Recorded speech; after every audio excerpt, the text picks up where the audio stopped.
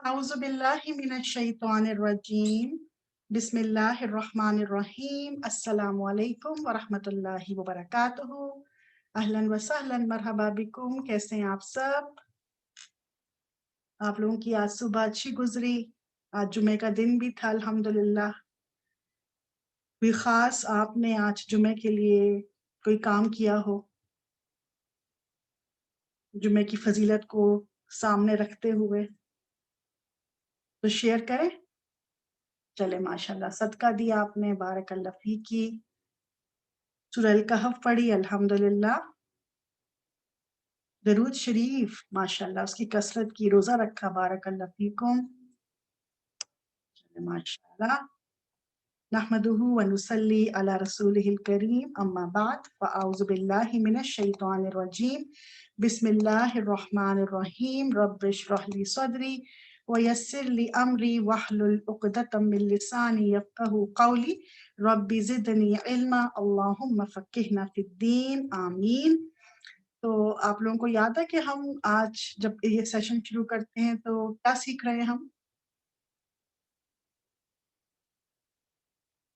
क्या खास बात से हम किस खास बात से आगाज करते हैं?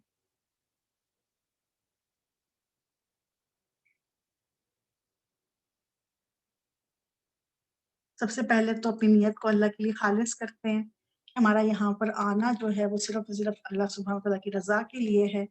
तो इस दुआ को मिलकर पढ़ लेते हैं। अल्लाहुम्मा जअल अमली कुल्लहु सालिहा वजअलहु लिवजहिका खालिसा वला तजअल लिअहदिन फीही शैआ, आमीन।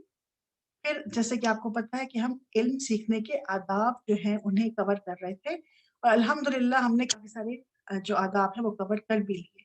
उनमें सबसे पहला जो हमने सीखा वो इखलास था कि नीयत को अल्लाह के लिए खालिस करें इल्म सीखते हुए, कि ये सिर्फ अल्लाह की रज़ा के लिए है और ऐसे काम सीखें हम कि जो हमें अल्लाह का कुर्ब नसीब फरमाए। और फिर उसके बाद दुआ भी कि या अल्लाह, ये जो मैं इल्म सीख रही हूँ उसमें बरकत अता फरमा और मेरे लिए इसको फ़ायदेमंद बना दे। और दुआओं में जो ख़ास दुआ है जो कि हमने देखा कि अल्लाह सुब्हानहू व तआला ने नबी सल्लल्लाहु अलैहि वसल्लम को सिखाई, वो क्या है? इल्म इज़ाफ़े की दुआ, रब्बि ज़िदनी इल्मा, ए अल्लाह मेरे इल्म में इज़ाफ़ा फरमा। तो आप सल्लल्लाहु अलैहि वसल्लम ये दुआ पढ़ते थे और हमें भी ये दुआ पढ़नी चाहिए इल्म के हुसूल से पहले, ताकि इल्म का रास्ता जो है सीखने का वो हमारे लिए आसान हो जाए। और फिर एक और मसनून दुआ, अल्लाहुम्मा इन्नी अस्अलुका इल्मन नाफ़िआ व रिज़्क़न तय्यिबा व अमलन मुतक़ब्बला। अल्लाह से नाफ़े इल्म, नफ़ा बख्श इल्म और हलाल और तय्यब रिज़्क और ऐसा अमल जो कि कबूल हो जाए, उसकी अल्लाह से सवाल किया जाए उसके लिए। फिर इल्म सीखने के आदाब में जो तीसरा अदब हमने सीखा वो तक़वा था। जैसे कि सूरह अल बकरा में है ना, हुदल लिल मुत्तक़ीन, कि हिदायत और गाइडेंस और इल्म जो है वो तकवा जितना होगा उतना ही रास्ता आसान होगा। हिदायत भी उतनी आसानी से, जितना तकवा होगा उतना ही इंसान को इस रास्ते पे चलना आसान हो जाएगा। इल्म को सीखना, उस पर अमल करना, हिदायत के रास्ते पर चलना और क्लास लेते हुए जो अमल तकवा वाले हैं वो कौन-कौन से हैं?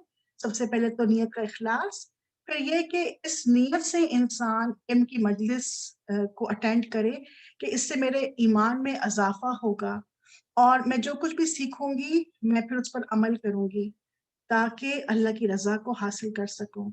और फिर जब इंसान इल्म को इस नियत से सीखता है तो उसके दिल पर असर होता है और इंसान का दिल नरम होता है हिदायत की बात सुनकर, ईमान और तकवा की बात सुनकर। अभी जब उसमें गौर-व-फ़िक्र करता है, उसमें सोच-विचार करता है, फिर उस पर अमल करना भी आसान हो जाता है, उसको जज़्ब करना आसान हो जाता है। फिर हमने क्या सीखा? जो चौथा अदब था, वो था इस्तिग़फ़ार करना और गुनाह को छोड़ देना।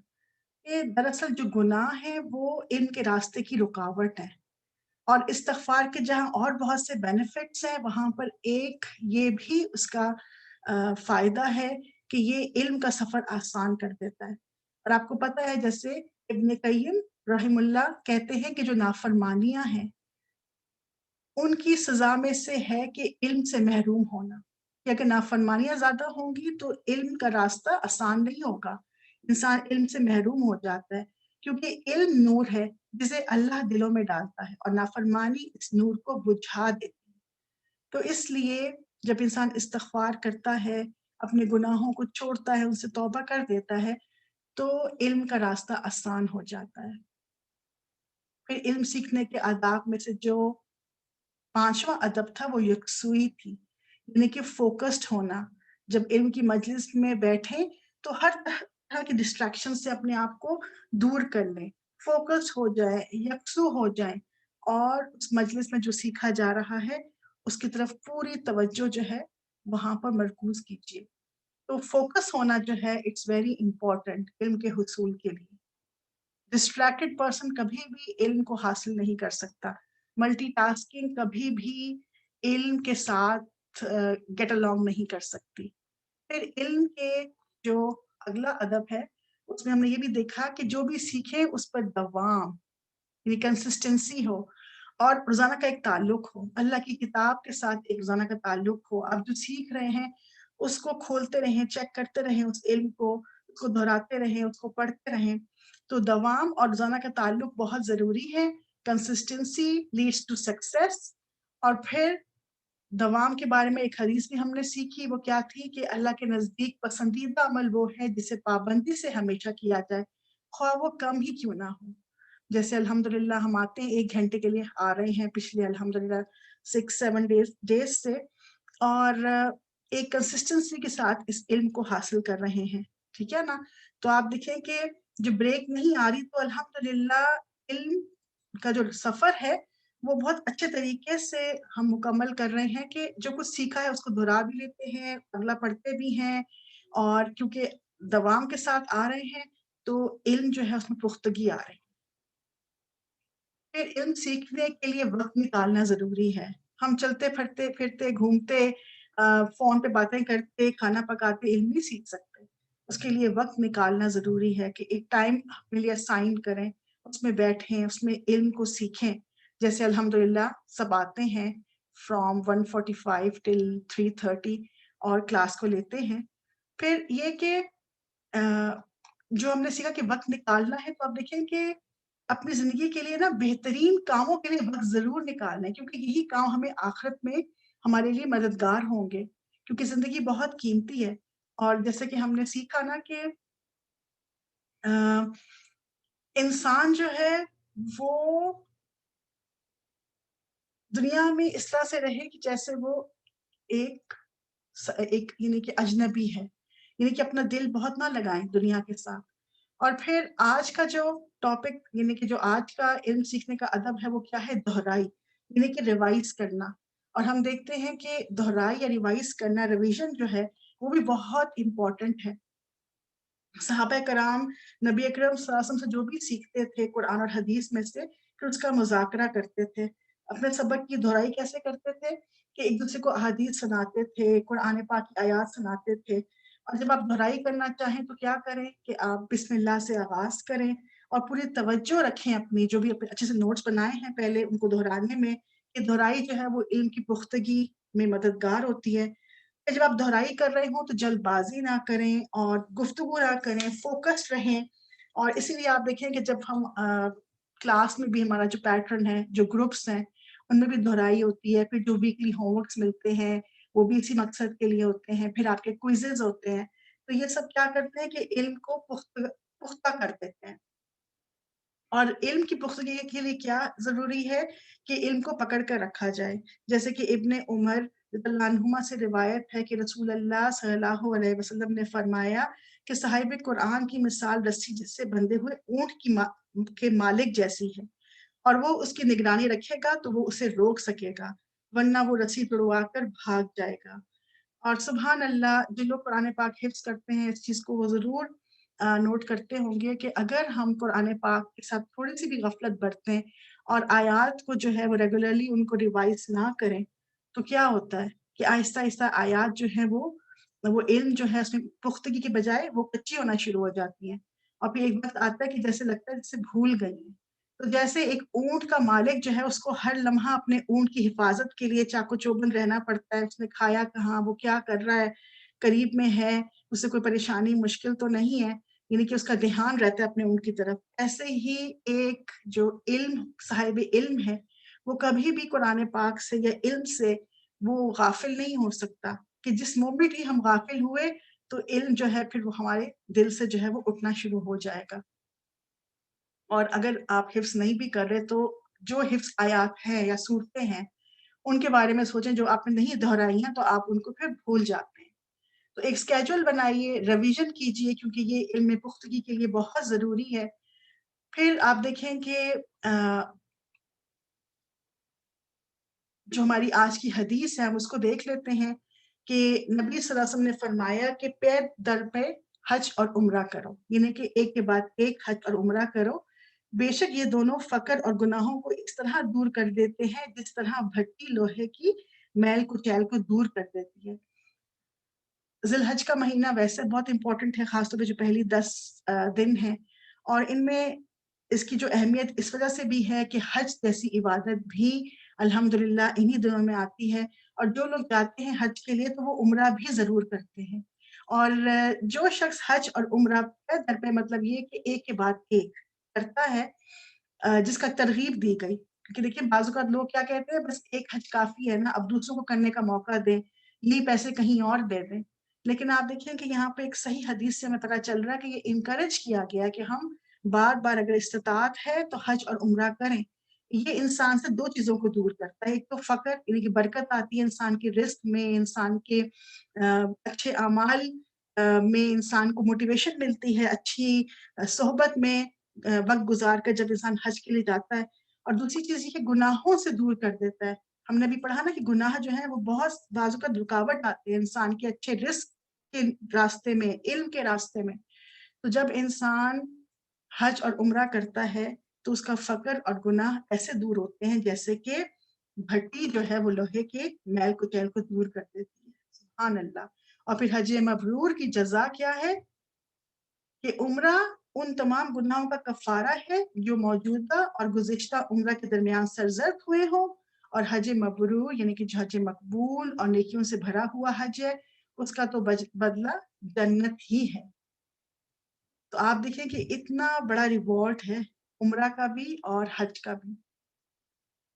پھر آج کی ہم ذکر اور دعا کو بھی دیکھ لیتے ہیں، اور آج کی دعا بہت ہی خوبصورت ہے جو کہ سیدنا نافع بن جبیر وہ اپنے والد سے روایت کرتے ہیں کہ رسول اللہ صلی اللہ علیہ وسلم نے فرمایا کہ جس نے یہ کلمات پڑھے، سبحان اللہ و بحمدہ، سبحانک اللہم و بحمدک، لا الہ الا انت استغفرک و اتوب الیک، تو ان کلمات میں کیا ہے، اللہ کی تعریف بیان کی گئی ہے، اللہ کی پاکی بیان کی گئی ہے، اور اللہ کے معبود برحق ہونے کا اقرار ہے، پھر اپنے گناہوں کی بخشش مانگی گئی ہے، اور اللہ کی طرف رجوع انسان کرتا ہے۔ اگر یہ کلمات انسان کسی مجلس میں پڑھے، کسی ذکر کی مجلس میں، تو یہ اس ذکر پر لگائی جانے والی مہر ثابت ہوتی ہے، یعنی کہ اپروفڈ، وہ ذکر کی مجلس بھی اللہ نے قبول کی، اور اس شخص نے جب یہ کلمات پڑھے تو اللہ نے ان کلمات کو بھی قبول فرما لیا۔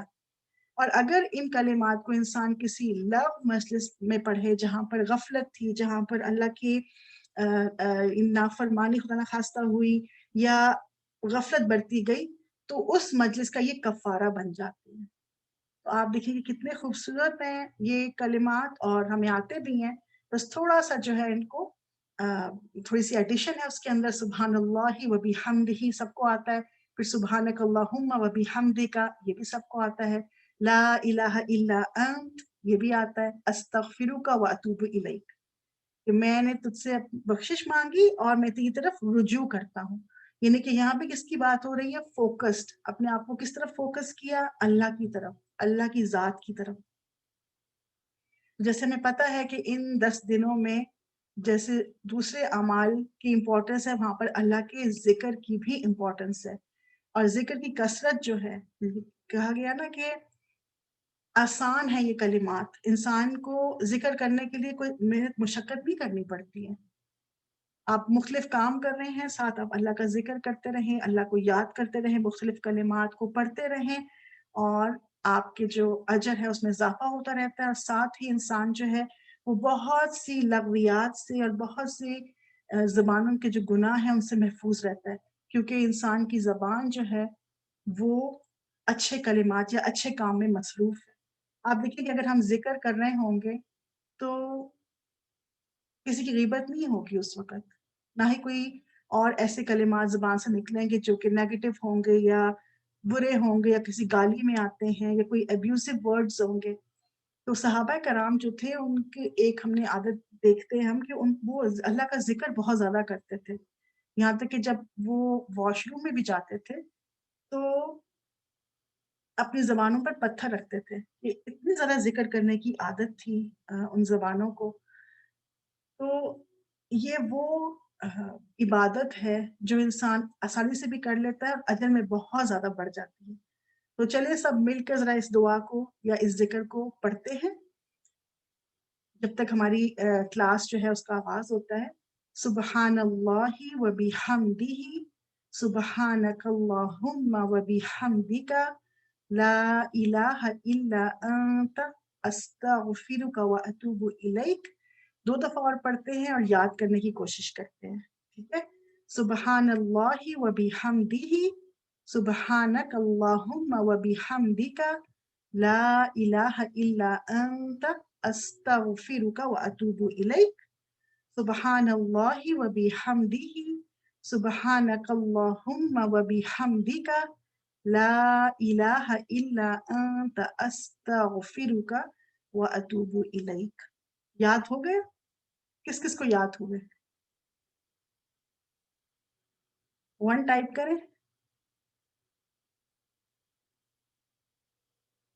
الحمدللہ۔ کوئی آ کے مائک پہ سنانا چاہے گا ان کلمات کو؟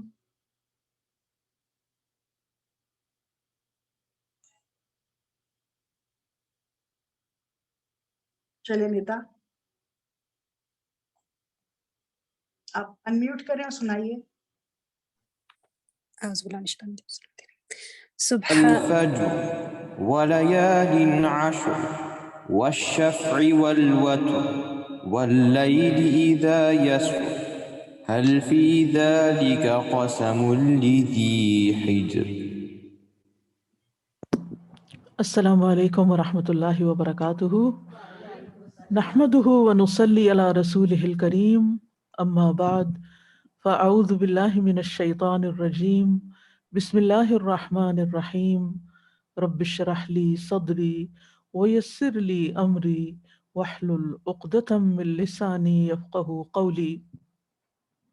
اللہ اکبر، اللہ اکبر، لا الہ الا اللہ واللہ اکبر، اللہ اکبر وللہ الحمد، اللہ اکبر کبیرا والحمد للہ کثیرا وسبحان اللہ بکرۃ واصیلا۔ اللہ اکبر، اللہ اکبر، اللہ اکبر وللہ الحمد، اللہ اکبر واجل، اللہ اکبر علی ما ہدانا، اللہ اکبر کبیرا، اللہ اکبر کبیرا، اللہ اکبر واجل، اللہ اکبر وللہ الحمد۔ بہترین ایام اور بہترین کام پروگرام کے سلسلے میں آج ہم بہترین صدقات اور نفقات کے بارے میں بات کریں گے۔ اسلام ہم سے یہ چاہتا ہے کہ ہم میں سے ہر مسلمان کے اندر صدقے کی ایک عمومی اسپرٹ موجود ہو، ایک روح موجود ہو۔ ہر موقع پر ہر انسان دوسروں کو فائدہ پہنچانے والا بن جائے، اس کی سوچ یہ ہو کہ وہ کس طرح زیادہ سے زیادہ خیر کے کام کر سکتا ہے۔ ایک حدیث میں آتا ہے جو صحیح بخاری میں آتی ہے، رسول اللہ صلی اللہ علیہ وسلم نے فرمایا کہ ہر مسلمان کے اوپر صدقہ ہے، ہر مسلمان پر، غریب ہو، امیر ہو، فقیر ہو، بادشاہ ہو، کوئی بھی ہو، مرد ہو، عورت ہو، بڑا ہو، چھوٹا ہو، سب کے لیے لازم ہے کہ صدقہ کرے۔ لوگوں نے کہا اگر اس کے پاس کچھ ہے ہی نہیں وہ کیا صدقہ کرے گا؟ آپ نے فرمایا وہ محنت کرے، کمائے اور صدقہ کرے، یعنی پھر بھی اس کو صدقہ کرنا ہے، نہیں تو حاصل کرے اور اس کو دے، پھر اس میں سے کچھ اپنے لیے لے اور کچھ دوسرے کے اوپر صدقہ کرے۔ لوگوں نے کہا اگر اس میں یہ بھی استطاعت نہیں، وہ کام ہی نہیں کر سکتا، کوئی معذور ہے، کوئی بیمار ہے کسی بھی طرح، تو آپ نے فرمایا کہ وہ ضرورت مند کی خدمت کرے، کسی کے ویسے کام آئے۔ لوگوں نے کہا اگر وہ ایسا بھی نہ کر سکے تو آپ نے فرمایا کہ وہ دوسروں کو خیر کی نصیحت کرے، یعنی اگر اس کے ہاتھ پاؤں نہیں چلتے، بیڈ ریڈن ہے، زبان سے اچھی بات کرتا رہے، اچھے مشورے دیتا رہے، اپنے تجربات سے لوگوں کو فیض پہنچاتا رہے۔ لوگوں نے کہا اگر وہ ایسا بھی نہ کر سکے، یعنی اس کے پاس علم بھی نہیں ہے، کوئی تجربہ نہیں، کوئی حکمت نہیں، کوئی چیز نہیں، آپ نے فرمایا کہ پھر اس کو چاہیے کہ شر سے باز رہے، برائی سے باز رہے، کیونکہ یہ بھی اس کے لیے صدقہ ہے۔ کیونکہ بعض لوگ جب کسی کام کے قابل نہیں رہتے تو وہ دوسروں کو اپنے رویے سے، اپنی زبان سے، اپنی بیماری، اپنی پریشانی کی وجہ سے دوسروں کو اریٹیٹ کرتے ہیں، دوسروں کو تکلیف دیتے ہیں، دوسروں پہ بے وجہ غضبناک ہوتے ہیں، موڈ آف کر کے بیٹھ جاتے ہیں۔ ہوتی ان کو اپنی کچھ تکلیف ہے لیکن وہ دوسروں کے لیے تکلیف پھیلانے کا باعث بن جاتے ہیں۔ تو یہ تک صدقہ ہے کہ ہم اپنے رویے سے، ایٹیٹیوڈ سے، اپنے معاملے سے، اپنے کسی بھی طریقے سے کسی کو تکلیف نہ دیں، یہ بھی احسان ہوگا ہمارا۔ تو اس سے آپ اندازہ لگا سکتے ہیں کہ ہمارے دین میں صدقہ کا کانسیپٹ کتنا وسیع ہے، اور ہر چیز کو جو نیکی کا کام ہے، جو خیر کا کام ہے، جس سے انسان دوسرے کو فائدہ پہنچا سکے، وہ سب صدقہ ہے۔ اور جب انسان کے اندر یہ روح پیدا ہو جاتی ہے کہ میں نے فائدہ دینا ہے، ہر حال میں دینا ہے، دوسروں کو فائدہ پہنچانا ہے، دوسروں کے لیے خیر ہی خیر سوچنی ہے، خیر خواہی کرنی ہے، تو پھر آپ دیکھیں کہ ایسا انسان ہر وقت کسی نہ کسی شکل میں کچھ نہ کچھ صدقہ کرتا ہی رہے گا، چاہے مال سے، چاہے جان سے، چاہے زبان سے، چاہے پھر اپنی تکلیف روک کے، اس کے ہر عمل میں دوسروں کے لیے خیر اور بھلائی ہوگی۔ تو صدقہ کی اصل روح یہ ہے کہ ہم انسانوں کے لیے خیر خواہ بن جائیں۔ کتنا خوبصورت ہے ہمارا دین کہ جو ہمیں دنیا میں بھی امن چین کے ساتھ رہنا سکھاتا ہے، سلامتی کے ساتھ رہنا سکھاتا ہے، دوسروں کے لیے فائدہ مند بنانا چاہتا ہے۔ تو جس انسان کے اندر یہ کیفیت پیدا ہو جائے، یہ احساس پیدا ہو جائے، یہ یقین آ جائے کہ میری زندگی ایک طرف اللہ کی عبادت ہو اور دوسری طرف بندوں کی، مخلوق کی بھلائی ہو، تو پھر وہ اپنے اس اندر کے جذبے کے تحت مجبور ہوتا ہے کہ وہ کچھ نہ کچھ کرتا رہے، کسی نہ کسی شکل میں فائدہ پہنچاتا رہے، اور وہ مواقع ڈھونڈتا رہے گا، اس کی آنکھیں کھلی رہیں گی کہ کہاں وہ کسی کے لیے کیا خیر کر سکے۔ جب یہ احساس پیدا ہوتا ہے تو شیطان دل میں یہ خیال بھی ڈال سکتا ہے کہ تم سب پہ بڑا احسان کر رہے ہو۔ نہیں، ان احسنتم احسنتم لانفسکم، اگر تم نے اچھا کیا تو اپنی ہی جان کے لیے اچھا کیا۔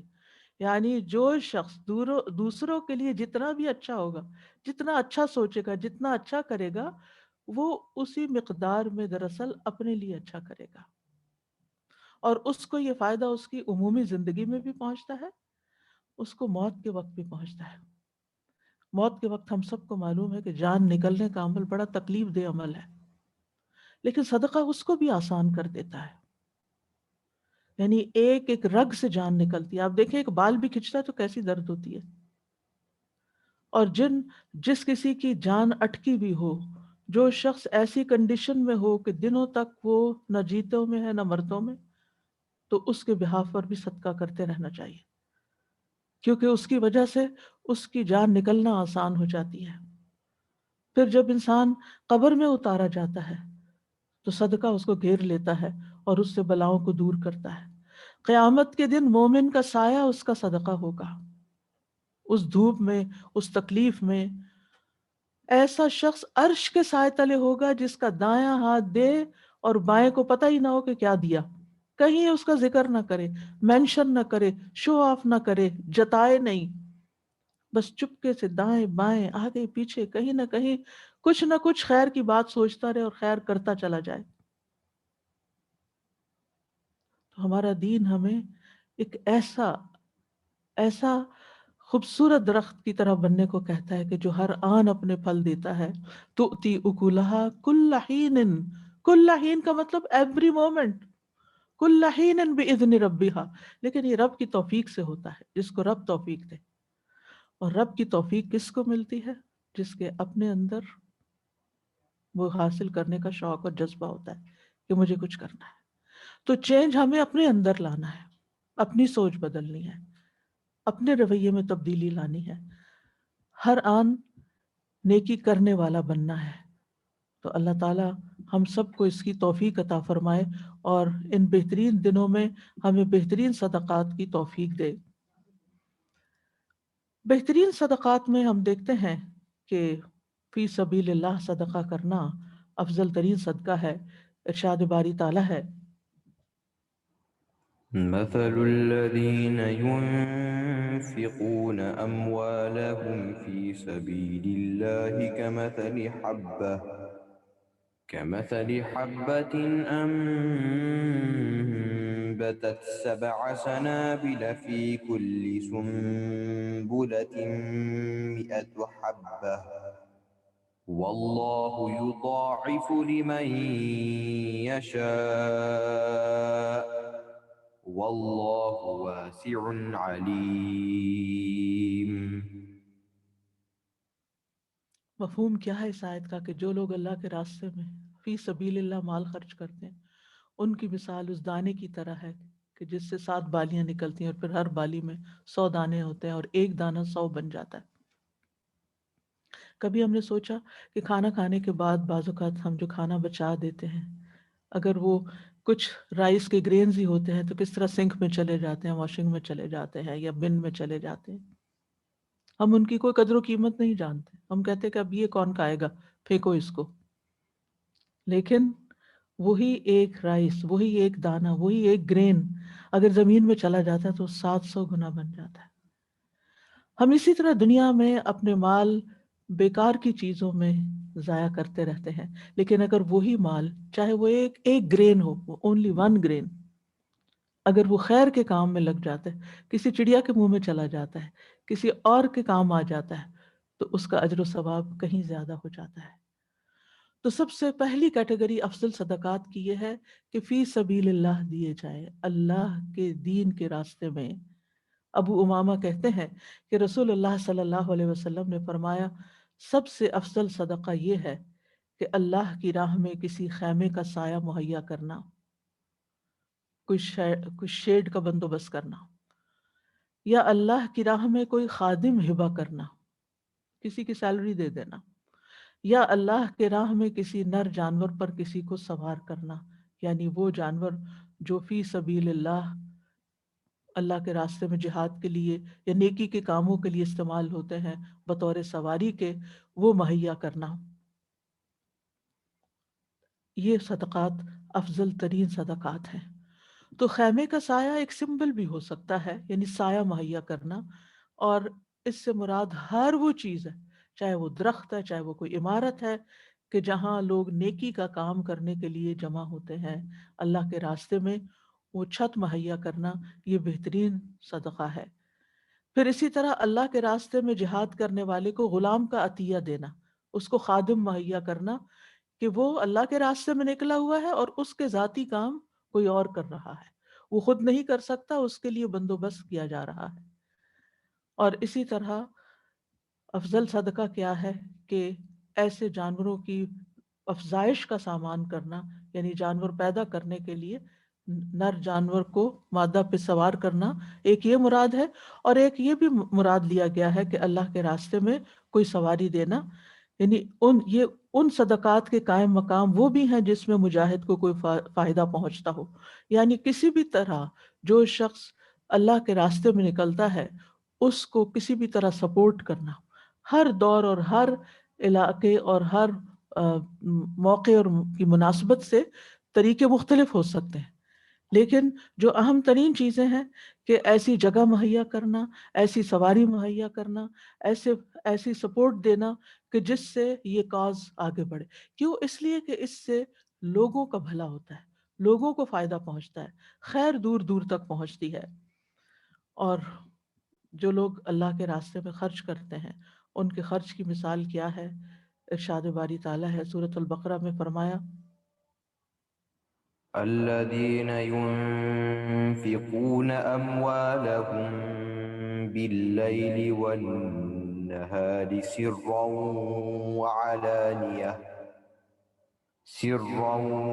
وعلانية فلهم أجرهم عند ربهم ولا خوف عليهم ولا هم يحزنون۔ وہ لوگ جو اپنے مال رات اور دن چھپے اور کھلے خرچ کرتے ہیں ان کے لیے ان کا اجر ان کے رب کے پاس ہے، ان پر نہ کوئی خوف ہوگا اور نہ وہ غمگین ہوں گے۔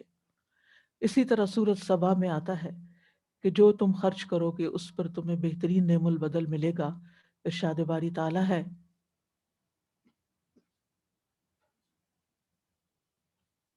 وما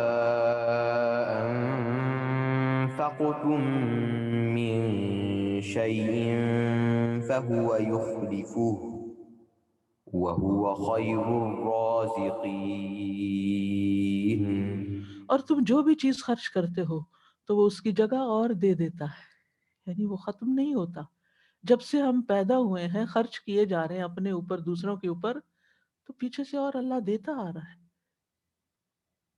اللہ سبحانہ وتعالیٰ کا یہ وعدہ ہے، اور نہ صرف یہ کہ دنیا میں بلکہ آخرت میں بھی وہ کئی گنا بڑھا چڑھا کر اس کا اجر و ثواب دیا جائے گا۔ وَهُوَ خَيْرُ الرَّازِقِينَ، اور وہ بہترین رازق ہے، یعنی اللہ ہی رزق دینے والا ہے۔ اللہ سبحانہ وتعالیٰ اپنے راستے میں خرچ کرنے کو اپنے اوپر قرض سمجھتے ہیں، اور قرض تو ادا کرنا ہی ہوتا ہے۔ من ذا الذی یقرض اللہ قرضا حسنا فیضاعفہ لہ اضعافا کثیرا، کون ہے جو اللہ کو قرض دے، اچھا قرض، پھر وہ اسے اس کے لیے بہت گنا زیادہ بڑھا دے۔ پھر اللہ سبحانہ وتعالیٰ اس کو اپنے لیے یعنی کہ تجارت کے طور پر ہمیں اس کی خوشخبری دیتا ہے کہ ان اللہ اشترى من المؤمنین انفسهم واموالهم بان لهم الجنہ، یعنی ہم ایک ٹریڈ کرتے ہیں اللہ کے ساتھ کہ اپنی جان اور مال اللہ کو دیتے ہیں، اللہ کے راستے میں دیتے ہیں، تو اللہ سبحانہ وتعالیٰ اس کے بدلے میں جنت عطا کرے گا۔ اپنے اللہ کے راستے میں جان مال لگانا جو ہے یہ سچا ہونے کی دلیل ہے کہ ہم اپنے ایمان میں، اپنے قول میں، اپنے دین کے ساتھ، اپنے رب کے ساتھ ہم سچے ہیں، مخلص ہیں۔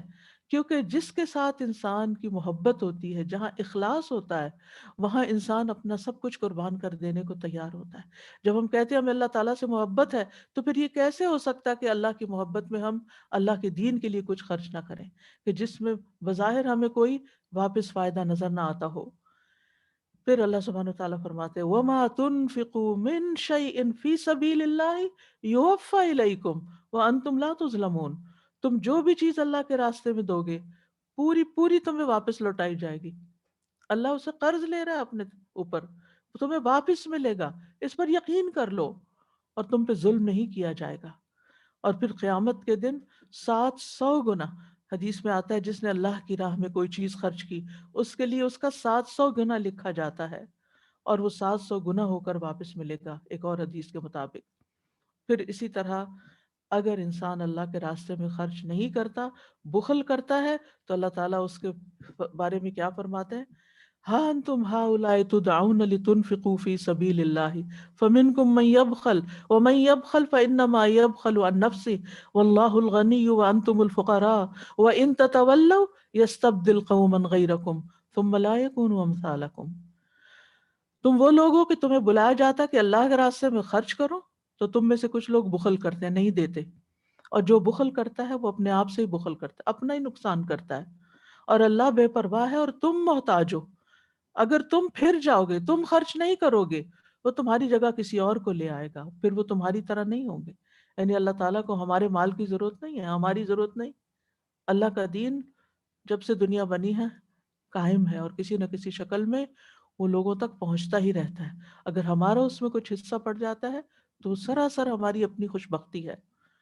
تو اللہ کے راستے میں خرچ کرنے کا فائدہ کیا ہے کہ وہ دنیا میں بھی بھلائیوں کا ذریعہ، آخرت میں جنت کے حصول کا ذریعہ، جہنم سے بچاؤ کا ذریعہ، کئی گنا بڑھا چڑھا کر اجر پانے کا ذریعہ، مال بڑھانے کا ذریعہ، یعنی دنیا میں بھی مال بڑھنے لگتا ہے جو اللہ کے راستے میں دیتا ہے، لیکن یہ دینا اخلاص کا دینا ہو، ریاکاری سے بچ کے دینا ہو، دے کر احسان نہ جتائے انسان، اپنے طیب اور حلال مال میں سے خرچ کرے، اپنی پسندیدہ چیز خرچ کرے، ردی اور بیکار چیزیں نہ دے، اور خرچ کرنے میں میانہ روی اختیار کرے، اور پھر اللہ کے راستے میں فقراء اور مساکین پہ خرچ کرنا، اللہ کا کوئی گھر بنانا، مسجد ہو یا مدرسہ ہو، طالب علموں پر خرچ کرنا، اللہ کے راستے میں نکلنے والوں پہ خرچ کرنا، پھر اسلامی کتب کی نشر و اشاعت کرنا، اور اسی طرح کے دیگر کام جس سے اللہ کے دین کی ترقی ہو، وہ زیادہ سے زیادہ لوگوں تک پہنچے، اس میں جو بھی انسان سپورٹ کرتا ہے وہ سب اس میں شامل ہو جاتا ہے۔ پھر بہترین خرچ کی ایک اور مثال، قال رسول اللہ صلی اللہ علیہ وسلم افضل دینار، کیونکہ ہم افضل کاموں کے بارے میں پڑھ رہے ہیں، تو افضل دینار ينفقه الرجل دینار ينفقه على عیاله ودینار ينفقه الرجل على دابته في سبیل اللہ ودینار ينفقه على اصحابه في سبیل اللہ۔ رسول اللہ صلی اللہ علیہ وسلم نے فرمایا افضل دینار جو آدمی خرچ کرتا ہے وہ اپنے اہل و عیال پہ خرچ کرتا ہے، اور وہ دینار جس کو وہ اللہ کے راستے میں اپنے جانور یعنی سواری پہ خرچ کرتا ہے، اور وہ دینار جو اللہ کے راستے میں اپنے ساتھیوں پہ خرچ کرتا ہے، یہ بہترین صدقہ ہے۔ ابھی ہم پڑھ رہے تھے کہ فی سبیل اللہ بہت افضل ہے، اور اب ہم پڑھ رہے ہیں کہ گھر والوں پہ خرچ کرنا بھی افضل ہے۔ بیلنس قائم کیا گیا ہے کہ جہاں اللہ کے راستے میں دو گے وہاں سارا کچھ نہیں دے دو گے، الا یہ کہ جنگ تبوک جیسا واقعہ ہو اور حضرت ابو بکر جیسی مثال ہو، وہ once in while in history میں آتی ہے، اور کبھی کبھار ایسے مواقع بھی آتے ہیں، ورنہ عمومی طور پر کیا ہے کہ اللہ کے راستے میں بھی دو اور اپنے گھر والوں پر بھی خرچ کرو، اور پھر اللہ کے راستے میں اپنی سواری پر بھی خرچ کرو، اور اللہ کے راستے میں نکلے ہوئے دیگر ساتھیوں پر بھی خرچ کرو جو اس سفر میں اس مشن میں تمہارے ساتھ ہیں۔ عام طور پر ہم یہ سمجھتے ہیں کہ جو مسجد میں دے دیں گے یا دین کے کام میں دے دیں گے وہ تو صدقہ ہے، لیکن اگر ہم گھر گروسری لے کر جائیں گے تو شاید وہ صدقہ نہیں ہے اور اس کا ثواب نہیں۔ اتنا خوبصورت ہے ہمارا دین کہ نہیں، وہ بھی ثواب ہے، وہ بھی اجر ہے، اس کے لیے بھی تم احسان نہ جتایا کرو کہ میں تم پر اتنا کچھ خرچ کرتا ہوں۔ ہم؟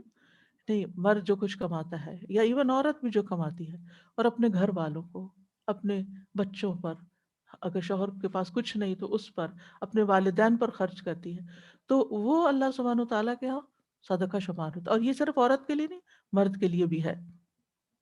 یعنی چونکہ میں صدقات اور نفقات میں ساتھ بات کی میں نے شروع میں، اگر ٹائٹل پہ آپ نے غور کیا ہو تو یہ نفقات میں آتا ہے کہ ہم مرد کے اوپر اپنے بیوی بچوں کا نان نفقہ فرض ہے۔ سب سے پہلے اگر وہ کماتا ہے تو اپنی ذات پہ خرچ کرے، پھر اپنی بیوی پر، یعنی اس کے اوپر جو خرچ کی ترتیب ہے، پھر بچوں پر، پھر والدین پر، اور اگر بیوی اور بچوں کو دینے کے بعد کچھ نہیں بچتا والدین کو دینے کے لیے تو اس کی پکڑ نہیں ہے، ہو سکتا ہے دوسرے بہن بھائی ان کو دے دیں اگر اس کے پاس کچھ نہیں۔ بعض اوقات یہ بھی ہوتا ہے نا کہ کچھ بچوں کو اللہ نے زیادہ دیا ہوتا ہے، وہ پیرنٹس کی ٹیک کیئر کر رہے ہوتے ہیں، لیکن انہی میں سے ایک بچے کے پاس اتنا نہیں ہوتا کہ وہ اپنے بچوں کی بھی پوری طرح ٹیک کیئر کر سکے، تو ہمارے معاشرے میں تو عام طور پر پھر والدین کو دوسرے بچوں سے جو ملتا ہے وہ اس بچے کی طرف جا رہا ہوتا ہے کہ وہ ضرورت مند ہے۔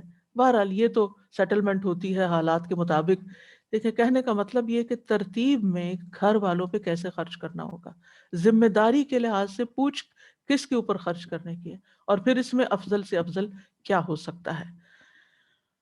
پھر اس میں آپ دیکھیے کہ اہل و عیال اس لیے بھی کیونکہ اگر انسان اپنے اہل و عیال پہ خرچ نہیں کرتا تو وہ دوسروں کے آگے ہاتھ پھیلائیں گے اور یہ اس کو بے آبرو کرنے کا باعث ہوگا۔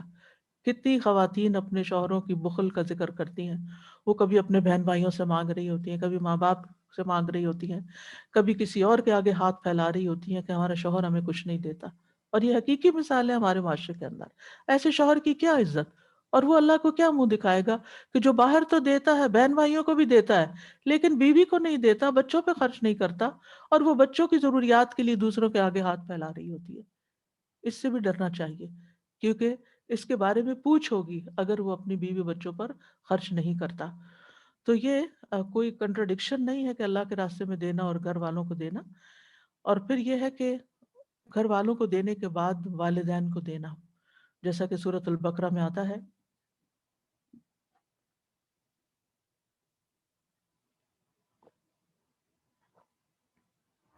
يسألونك ماذا ينفقون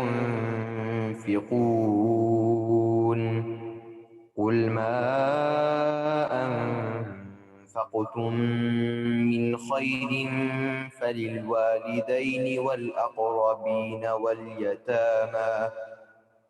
واليتامى والمساكين وابن السبيل وما تفعلوا من خير فإن الله به عليم.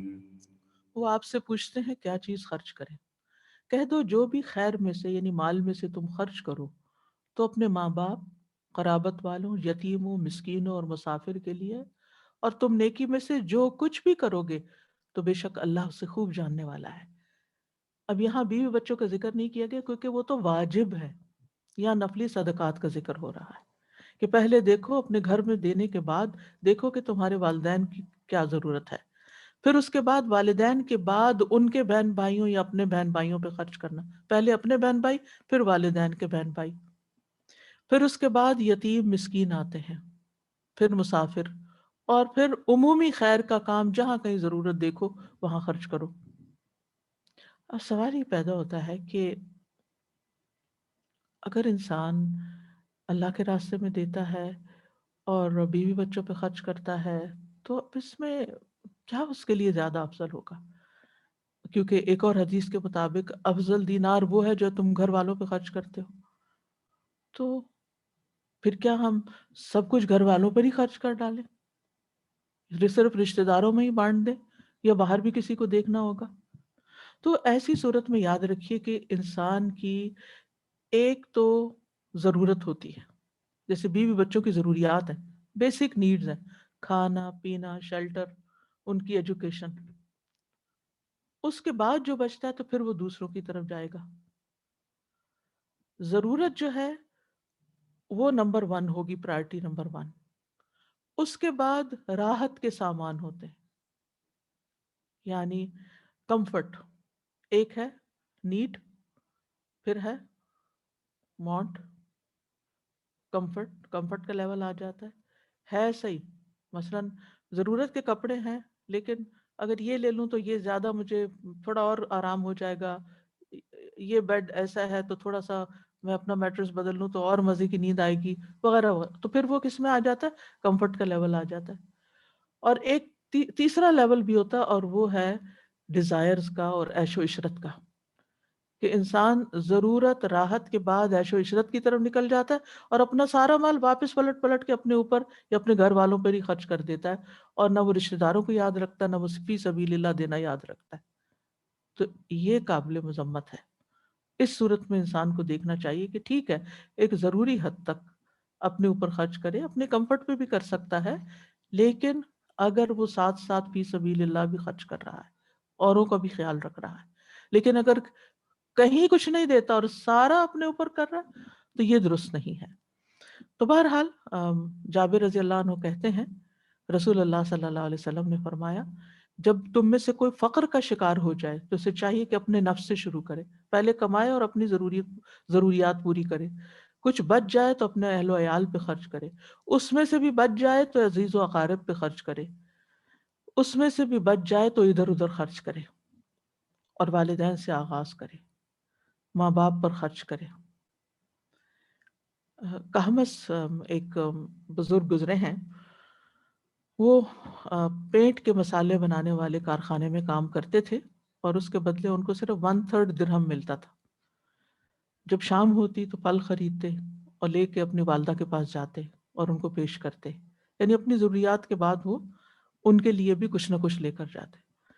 والدین ہمیشہ بچوں کو دینے والے ہوتے ہیں اور ان کو دے کر خوشی ہوتی، لیکن اگر بچے ان کی کیئر کرتے ہیں تو یہ ان کے لیے بہت خوشی کی بات ہوتی ہے، اور بعض اوقات وہ خود استعمال بھی نہیں کرتے، واپس انہی کو لوٹاتے ہیں. اور پھر ان کے دل سے جو دعائیں نکلتی ہیں بچوں کے لیے وہ ان کی خوش بختی کا باعث بن جاتی ہیں. تو اس لیے ہمیں اپنے دین، اپنے بزرگوں میں، اسلاف میں ایسی بہت سی مثالیں ملتی ہیں. وہ مثال آپ کو یاد ہوگی کہ جب کچھ لوگ غار میں پھنس گئے تھے تو اس میں سے بھی نکلنے کا راستہ جن نیکیوں کی وجہ سے ملا تھا ان میں سے ایک نیکی والدین کو دودھ پلانا تھا، اور بچوں کو، یعنی والدین کو پہلے اور پھر بچوں کو، کیونکہ والدین بوڑھے تھے. اور یہ بھی دیکھنا ہوتا ہے کہ بعض اوقات یہ ہے کہ بچے، ہم ترتیب ایسا ہی ہے کہ بچوں کی ضروریات پہ پہلے خرچ کریں، لیکن اس کا یہ مطلب نہیں کہ ہر وقت آپ بچوں کو آگے رکھیں.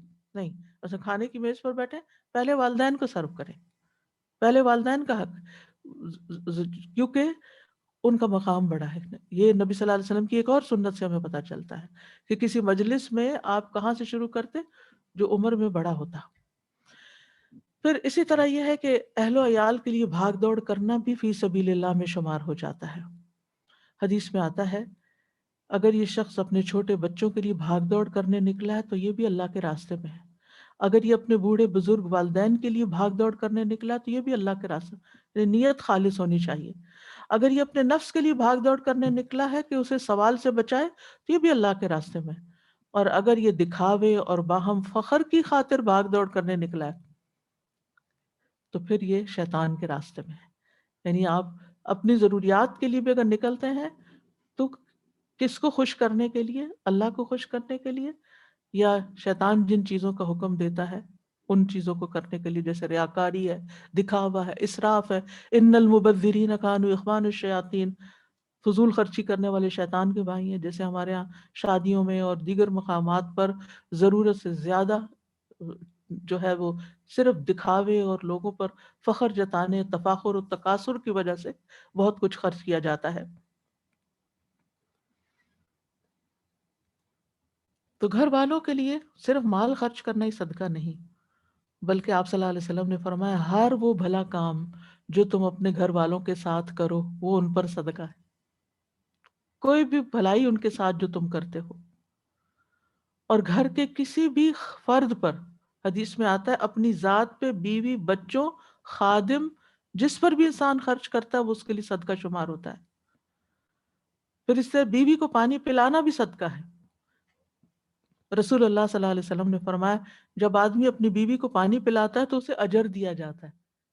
حالانکہ یہ ایک کرٹسی کی بات ہوتی ہے، ایک باہمی محبت اور رحم کی بات ہوتی ہے کہ ایک شخص کام میں لگا ہوا ہے، پیاس لگی ہے اس کو، دوسرا آ کے اسے پانی پلا دیتا. اور یہ وائس ورثہ بھی، صرف شوہری کا کام نہیں، بیوی کا کام بھی ہے، لیکن عام طور پر ہم اس کو صرف ایک ذمہ داری یا ڈیوٹی یا ایک اپنا رول سمجھ کے وہ ادا کر رہے ہوتے ہیں. اس میں بھی ہمیں اپنی نیت اجر کمانے کی کر لینی چاہیے.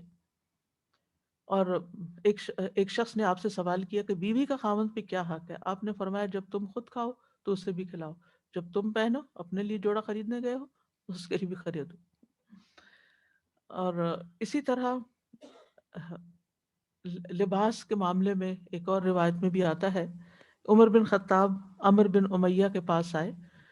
وہ بازار میں ایک چادر کا بھاؤ لگا رہے تھے. انہوں نے سرسری انداز سے کہا اے عمر اس کا کیا کرو گے؟ انہوں نے کہا میں اس کو خریدوں گا اور صدقہ کروں گا. عمر رضی اللہ عنہ نے کہا پھر ٹھیک ہے. کہتے ہیں وہ پھر آگے گئے، واپس آئے، کہا اے عمر چادر کا کیا بنا؟ انہوں نے کہا میں نے خرید لیا اور صدقہ کر دیا.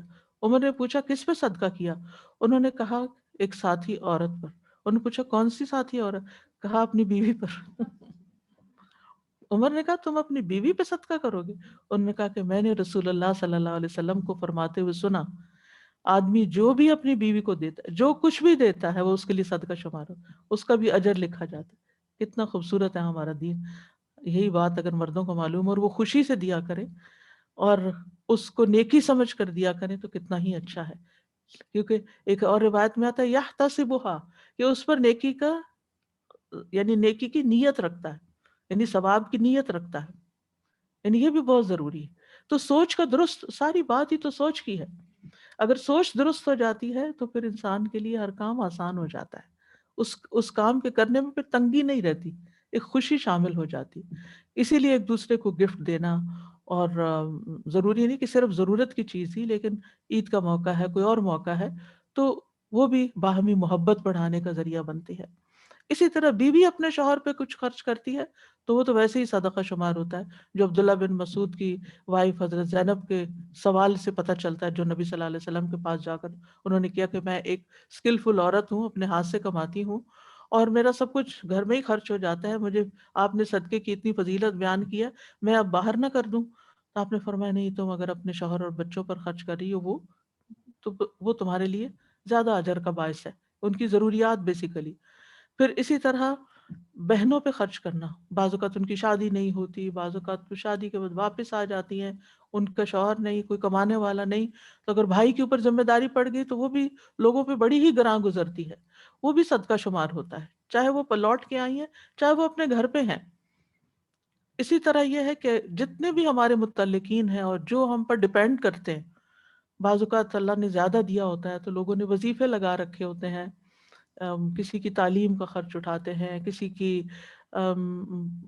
دوائیوں کا خرچ اٹھا لیتے ہیں، کسی کے کسی اور طریقے سے کام آتے ہیں، تو ان سارے متعلقین کے اوپر جن جن کو آپ جانتے ہیں اور ان کے لیے کچھ کر سکتے ہیں وہ بھی کرتے رہنا چاہیے، اور اس کو بھی احسان کے درجے میں نہیں لینا چاہیے بلکہ شکر کا موقع ہونا چاہیے کہ اللہ نے ہمیں توفیق دی، اللہ تعالیٰ ہمیں ان کی جگہ اور انہیں ہماری جگہ بھی رکھ سکتا تھا۔ پھر اسی طرح ایک اور صدقہ جس کے بارے میں حدیث آتی، ان خیر الصدقۃ ما ترک غنى او تصدق به عن ظہر غنى وابدأ بمن تعول۔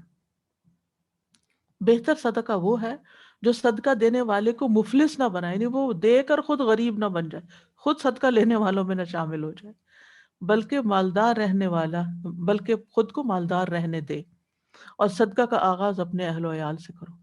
یعنی آپ دوسروں کو دیں تو تھوڑا سا اپنے لیے بھی، تھوڑا سا نہیں، یعنی کچھ اپنے لیے بھی بچا لیں، ایسا نہ ہو کہ پھر اپنی ضرورت میں آپ دوسروں سے قرض لیتے رہیں۔ یعنی بعض اوقات انسان کسی کی حالت دیکھ کے اتنا پریشان ہو جاتا ہے کہ وہ کہتا ہے جو کچھ اس کے پاس ہے سارا ہی دے ڈالو، اور پھر خود اپنے ہاتھ ملتا ہے، فتقعد ملوما محسورا۔ تو یہ نہیں ہونا چاہیے، بلکہ انسان اپنے حالات کو، اپنی ضروریات کو دیکھ کر پھر اس کے بعد جو بچتا ہے، یسألونک ماذا ينفقون قل العفو، آپ سے پوچھتے ہیں کیا خرچ کرے، کہہ دیجیے جو ضرورت سے زائد ہے، یعنی اپنی بنیادی ضروریات کا رکھ کے پھر دوسرا تم دوسروں کے لیے کرو۔ اور صدقہ کرنے والا ہاتھ جو ہے وہ بہتر ہوتا ہے، اور دینے والا جو ہے وہ لینے والے سے زیادہ بہتر ہے۔ اور یہ بھی یاد رکھے کہ کل مال کا صدقہ کرنا درست نہیں، الا یہ کہ کوئی خاص ایسی سچویشن ہو جس میں یعنی کسی یعنی لوگوں کی بالکل ایک تباہی کا موقع آ جائے، یا کوئی ایسی سچویشن ہو کہ جس میں ناگزیر ہو جائے۔ پھر اسی طرح یہ ہے کہ صدقہ کرنے والوں کے لیے اللہ سبحانہ وتعالیٰ نے اجر کریم کا وعدہ کیا کہ انہیں عزت والا اجر دیا جائے گا، یعنی ان کو جو ملے گا وہ ان کو ایسا نہیں کہ کوئی جیسے انہوں نے صدقہ دیا تو ان کو بھی کوئی صدقے کے طور پہ دے دیا جائے۔ اس سے ایک بڑی کام کی بات پتہ چلتی کہ جب کسی کو کوئی چیز دیں تو رسپیکٹ فلی دیں، چاہے کوئی کتنا ہی غریب، فقیر، محتاج کیوں نہ، یعنی اس کی رسپیکٹ باقی رہے، ایسے طریقے سے دیں۔ اس طرح حضرت عائشہ جو تھی وہ خوشبو لگا کے دیا کرتی تھی صدقہ، کہ اللہ کے راستے میں یہ تو میں اللہ کو دے رہی ہوں۔ کیونکہ بعض اوقات ہم کسی کو اپنے یعنی سٹیٹس سے ذرا کم درجے کا ہوتا ہے تو ہم کہتے ہیں کیا فرق پڑتا ہے، کسی بھی طرح دے دو، بس دے دو دے دو، نہیں، اس کو بھی ریسپیکٹ فلی دیں، اچھے طریقے سے دیں۔ یعنی ضروری نہیں کہ انسان اب بہت ڈیکوریشن میں اپنا وقت لگا دے، لیکن جو بھی دے وہ اس طرح دے کہ دوسرے کا دل خوش ہو جائے، نہ کہ وہ اس کے لیے ایک بوجھ پڑ جائے، یا وہ یہ سمجھے کہ اس نے مجھے یعنی ترس کھا کے دیا ہے، یا عزت نہ مجروح کرے۔ کیونکہ اللہ تعالیٰ فرماتے ہیں لہم ولہم اجر کریم، تو جب اللہ عزت دے گا تو پھر ہمیں بھی عزت دینی ہے لوگوں کو۔ پھر اسی طرح یہ ہے کہ ہر روز کچھ صدقہ کرنا چاہیے، ہر روز، چاہے تھوڑا یا زیادہ۔ رسول اللہ صلی اللہ علیہ وسلم نے فرمایا ہر دن جس میں سورج طلوع ہوتا ہے انسان کے ہر جوڑ پہ صدقہ لازم ہوتا ہے۔ تو اگر کچھ نہیں دینے کو تو پھر اشراق کے 2 نفل پڑھ لیجئے، لیکن یہ ہے کہ اس کو کافی نہ سمجھے کہ وہ نفل پڑھے تھے نا تو بس اب ہو گیا صدقہ۔ اگر اللہ نے مزید کچھ دیا ہوا تو کچھ نہ کچھ اپنے ہاتھ سے نکالیں، اور پھر ہر روز بنی آدم کے ہر جوڑ پہ صدقہ ہے نا، ہر جوڑ پہ، یعنی پورے جسم کا، جان کا صدقہ جسے عام طور پہ ہم کہتے ہیں، تو روزانہ دیں. لیکن جان کا صدقہ کا مطلب یہ نہیں ہوتا کہ وہ صرف بکرا ہی قربان کریں. جان کا صدقہ کسی بھی شکل میں آپ دے سکتے ہیں جو آپ کے لیے کنوینئنٹ ہو. کیونکہ حضرت زکریہ نے، حضرت یحییٰ نے جو نصیحت کی تھی بنی اسرائیل کو، اس میں یہ تھا، میں تمہیں صدقہ کرنے کا حکم دیتا ہوں کیونکہ اس کی مثال اس شخص کی سی ہے جسے دشمن نے قید کر کے اس کے ہاتھ گردن سے باندھ دیے، پھر اسے قتل کرنے کے لیے لے چلے، اور وہ ان سے کہے کیا تم میری جان کا فدیہ وصول کرنے کے لیے تیار ہو؟ پھر وہ تھوڑے اور زیادہ کے ذریعے جس طرح بھی بن پڑے اپنی جان کا فدیہ پیش کرے، یہاں تک کہ اپنے آپ کو چھڑا لے. تو صدقہ ایسا ہی ہے کہ اپنی جان کا فدیہ ہے. اس لیے میں آپ کو یہ جو بات کر رہی ہوں اس کو پلے باندھ لیجیے. کوئی بھی شخص جو ڈیتھ بیڈ پہ ہو اس کی طرف سے مسلسل صدقہ کریں، خصوصاً ایسے لوگ جن کی جان دنوں اٹکی رہتی ہے اور اوپر والے پریشان ہو جاتے ہیں. سب سے فائدہ مند چیز اس وقت صدقہ ہے. اس وقت روزہ رکھنا یا اس وقت نماز پڑھنا وہ اپنی جگہ وہ بھی نیکیاں ہیں کہ انسان روزہ رکھ کے دعا کرے، نماز پڑھ کے اپنے والدین کے لیے، کوئی بھی جو عزیز پیارا دنیا سے جا رہا ہو. لیکن اس وقت یہ نہ بھولیں، اور اس کو میں نے ذاتی طور پر آزمایا ہے کہ بہت ہی فائدے کی چیز ہے، کیونکہ جتنی آسانیاں صدقے سے ہوتی ہیں اتنی کسی اور چیز سے نہیں ہوتی. مرنے کے بعد بھی انسان جا کے کیا کہے گا، مرتے وقت بھی کیا کہے گا، لولا اخرتنی الی اجل قریب فاصدق واکن من الصالحین. اللہ تھوڑی سی مہلت اور دے دیتا، میں صدقہ کرتا. اگر مجھے تھوڑا ٹائم مل جاتا میں صدقہ کر لیتا اور میں نیک بن جاتا. تو اس وقت آپ دیکھیے کہ کتنے ہی مالدار دنیا سے ایسے ہیں جو اپنی قبروں میں چیخ رہے ہوں گے، اور ان کی اولادیں اور ان کے وارث ان کے مال پہ عیش و عشرت کر رہے ہیں. ان کو نہیں یاد کہ ہمارا کوئی بڑا چلا گیا تو اس کے لیے صدقہ کریں. پھر بچوں کی تو اپنی مرضی ہے نا، کریں یا نہ کریں. تو کیوں نہ، یعنی کہ جب کریں والدین کو بیچ میں شامل کر لیا کریں. اب جیسے آپ قربانی کر رہے ہیں، قربانی آ رہی ہے تو اس میں آپ چاہے ایک قربانی کر رہے ہیں، اس میں بھی سب کی نیت کر لیں، کوئی حرج نہیں. اس کی رخصت ہے. اللہ کے خزانے بہت وسیع ہیں. اللہ تعالیٰ یہ نہیں دیکھتے کہ آپ نے کتنی بڑی چیز دی. اگر بڑی دے کر دینے کا آپ کے پاس ہمت استطاعت ہے تو دیں، لیکن اگر آپ کے پاس تھوڑی سی بھی ہے تو اس کو دینے میں بھی زیادہ نیت بڑی کر لیں. پھر اسی طرح نبی صلی اللہ علیہ وسلم نے عورتوں کو زیادہ تلقین کی صدقہ کرنے کی. کیوں؟ کہ ان کی زبان غلط استعمال ہوتی ہے اور شوہر کی ناشکری کرتی ہیں. تو ان دو چیزوں کا کفارہ بھی صدقہ ہے. یہ دو کبیرہ گناہ ہیں، یعنی ناشکری کرنا، اور خصوصاً اس انسان کی جو ہمارے لیے بہت محنت کرتا، اور اس کے ساتھ ساتھ زبان سے غلط لفظ نکالنا یا زبان سے دوسروں کو ہرٹ کرنا. آپ دیکھیں نہ چاہتے ہوئے بھی کچھ نہ کچھ منہ سے نکل جاتا ہے، اور بعض اوقات ہماری نیت اور ارادہ نہیں بھی ہوتا، اور دوسرا شخص اس کو دنوں لے کے سوچ رہا ہوتا ہے کہ اس نے مجھے یہ کہہ دیا. تو یہ ساری چیزیں جو ہماری طرف سے اوروں کو ہرٹ کرتی ہیں، اگر ہم اپنی زندگی میں ہی ان کا کفارہ کرنا چاہتے ہیں تو پھر صدقہ کریں. تو نبی صلی اللہ علیہ وسلم نے فرمایا یا معاشر النساء تصدقن واکثرن من الاستغفار فانی رأیتکن اکثر اہل النار. اے عورتوں کی جماعت، صدقہ کیا کرو اور زیادہ استغفار کیا کرو، کیونکہ میں نے جہنم میں عورتوں کی کثرت دیکھی. تو یہ چیز جو ہے، زبان کے گناہ انسان کو بہت دور تک لے جانے والے ہوتے ہیں، تو اس کا بھی کفارہ صدقہ ہے، یعنی گناہوں کی معافی کا ذریعہ ہے. یکفر عنکم من سیئاتکم، گناہوں کو مٹانے کا ذریعہ ہے. الصدقۃ تطفئ الخطیئہ، صدقہ خطاؤں کو مٹا دیتا ہے، صاف کر دیتا ہے، دھو دیتا ہے. کما یطفئ الماء النار، جیسے پانی آگ کو بجھا دیتا ہے، ایسے کام کرتا ہے صدقہ. سفیان ثوری اپنے دروازے پہ کسی سائل کو دیکھتے تو ان کا سینہ کھل جاتا، خوش ہو جاتے سوالی کو دیکھ کے، کہتے مرحبا اس شخص کے لیے، ویلکم جو میرے گناہ دھونے آیا. ہم سب بھی سوچے ہمارا کیا ری ایکشن ہوتا ہے کسی ضرورت مند کو دیکھ کے، کہیں ہم نگاہیں چرا کے ادھر ادھر تو نہیں ہو جاتے کہ اب پھر یہ آ گیا ہے، اب یہ کچھ نہ کچھ مانگے گا. یاد رکھیں کسی کو دینے سے مال کم نہیں ہوتا.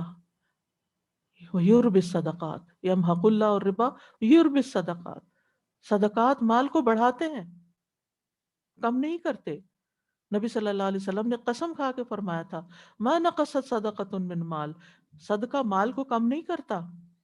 صدقہ اللہ کے ہاں بڑھتا ہے، اور جو جو انسان دیتا جاتا ہے پیچھے سے اور آتا جاتا ہے، آسانیاں ملتی ہیں۔ فَأَمَّا مَنْ أَعْطَى وَاتَّقَى وَصَدَّقَ بِالْحُسْنَى فَسَنُيَسِّرُهُ لِلْيُسْرَى، جس نے دیا، نافرمانی سے بچا، اور اس نے سب سے اچھی بات کو سچ مانا، ہم یقیناً اسے آسان راستے کی سہولت دیں، اس کے لیے دنیا میں بھی اور آخرت میں بھی اور قبر میں بھی آسانیاں ہوں گی۔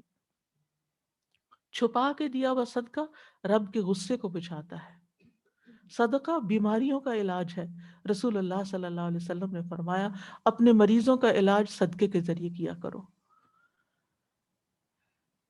مستدرک حاکم جو ہے، ابو عبداللہ الحاکم کی کتاب ہے مستدرک علی الصحیحین، نام شاید سنا آپ نے۔ ان کے چہرے پر 1 سال تک پھوڑے پھنسیاں نکلے رہے، یعنی پمپلز بن گئے۔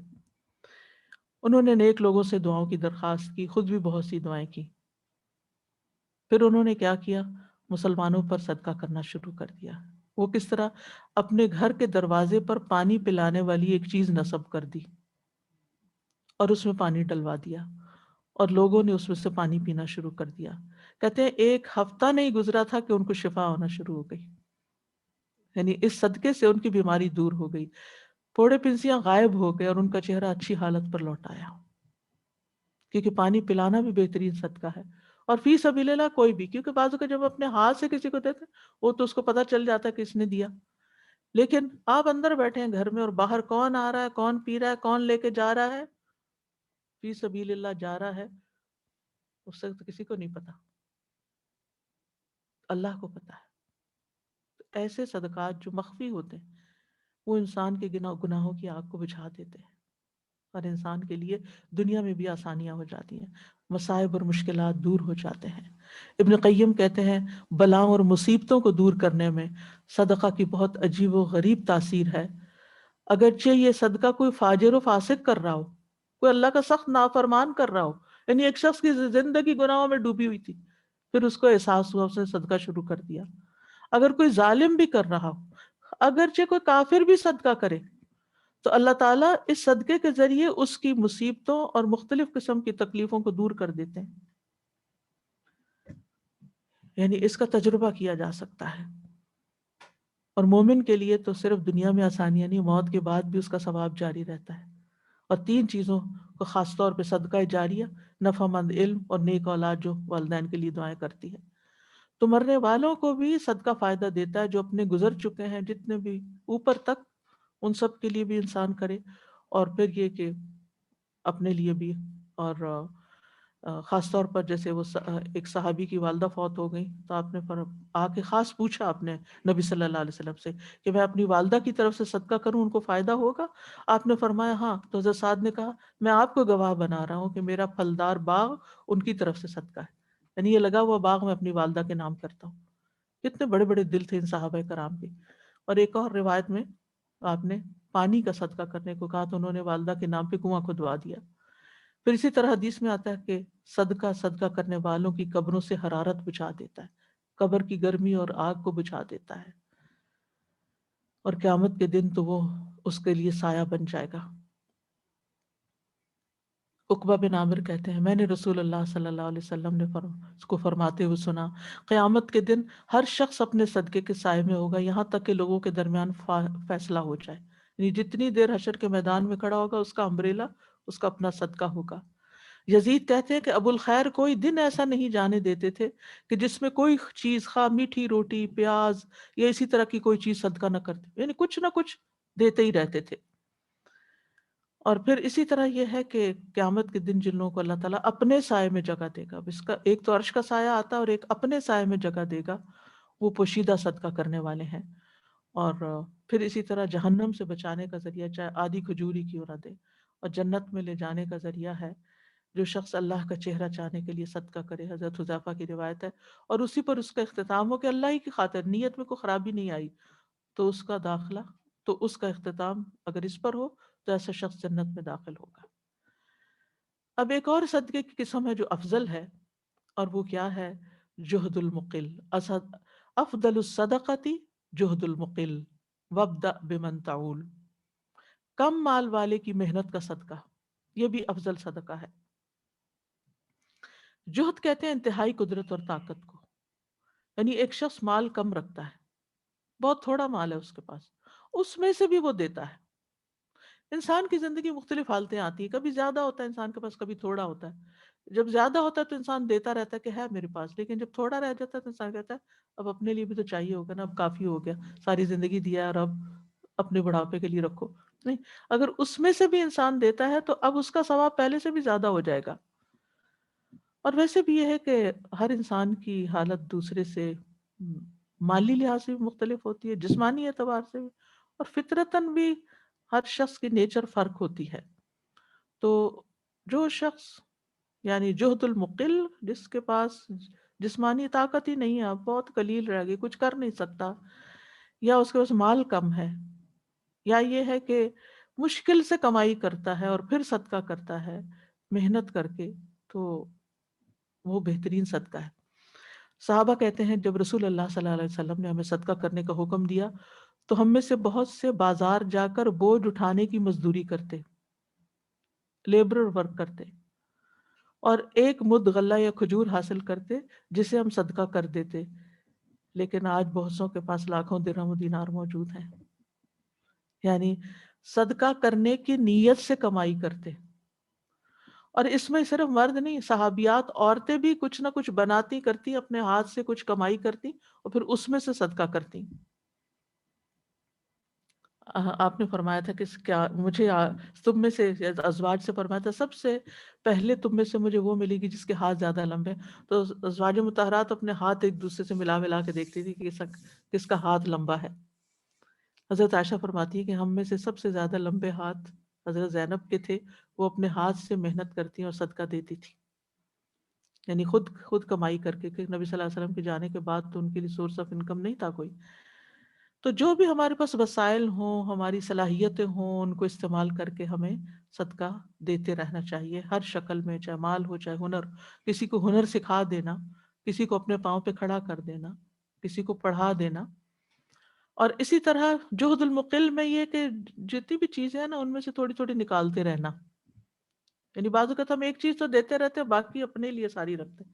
نہیں، ہر ایک چیز میں سے کچھ کچھ کچھ کچھ، ہر قسم کا، کچھ کھانا، کچھ کپڑا، کچھ پیسہ، کچھ اور اپنا ہنر سکھانے کا، یعنی کچھ نہ کچھ دیتے رہنا چاہیے، کچھ نہ کچھ بنا کے. بعض لوگ بڑے اچھے آرٹسٹ ہوتے ہیں، بڑی اچھی کیلیگرافی کرتے ہیں، وہ لکھ لکھ کے دوسروں کو دیتے رہتے ہیں، اوروں کے گھر سے جاتے رہتے ہیں. تو یہ بھی ایک بہترین صدقہ ہے. تو کیونکہ یہ اپنے ہاتھ کی محنت ہے، یہ اپنی سکلز کا استعمال کرنا ہے، تو یہ بھی بہترین صدقہ ہے. پھر اسی طرح بعض خواتین کھانا پکانے میں بڑی ماہر ہوتی ہیں، وہ اپنے ہاتھ سے اچھے کھانے پکا کے کھانا دے سکتی ہیں، یا کھانا سیل کر کے اس کی آمدنی میں سے دے سکتی ہیں. پھر یعنی کہ جہد المقل، یعنی جہد لگانا نا، اس میں جہد کی بات آ رہی ہے، محنت مشقت کوشش کر کے کچھ کما کے، محنت کر کے پکا کے، پھر اس سے اپنے ہاتھ سے کسی کو کچھ دینا. بس بہرحال یہ ہے کہ انسان کو ہر حال میں کچھ نہ کچھ کرنا ہے، یعنی ایکسکیوز کسی کے لیے بھی نہیں ہے. پھر پانچویں چیز ہے کہ مال کی ہرس ہو اور محتاجی کا خوف بھی ہو، پھر بھی صدقہ کرنا. ابو ہریرہ رضی اللہ عنہ کہتے ہیں ایک آدمی نے نبی صلی اللہ علیہ وسلم سے پوچھا، یا رسول اللہ، کون سا صدقہ افضل ہے، کیا بہتر ہے صدقہ کرنا؟ آپ نے فرمایا تندرستی کی حالت میں صدقہ کرنا. یعنی بیماری میں تو ہر ایک کرتا ہے، آپ اچھے بھلے ہو پھر بھی صدقہ کرتے ہو، کہ تمہیں مال کی خواہش بھی ہو. یعنی خاص طور پہ نوجوان لوگ جو ہوتے ہیں، ان کی ابھی زندگی سٹارٹ ہو رہی ہوتی ہے اور ان کو ایک ایک پائی بچانی ہوتی ہے اپنا فیوچر بلڈ کرنے کے لیے، شادی کرنی ہے، ایجوکیشن ہے، اپنے وہ کرنا ہے، گھر بنانا ہے، بہت سی چیزیں.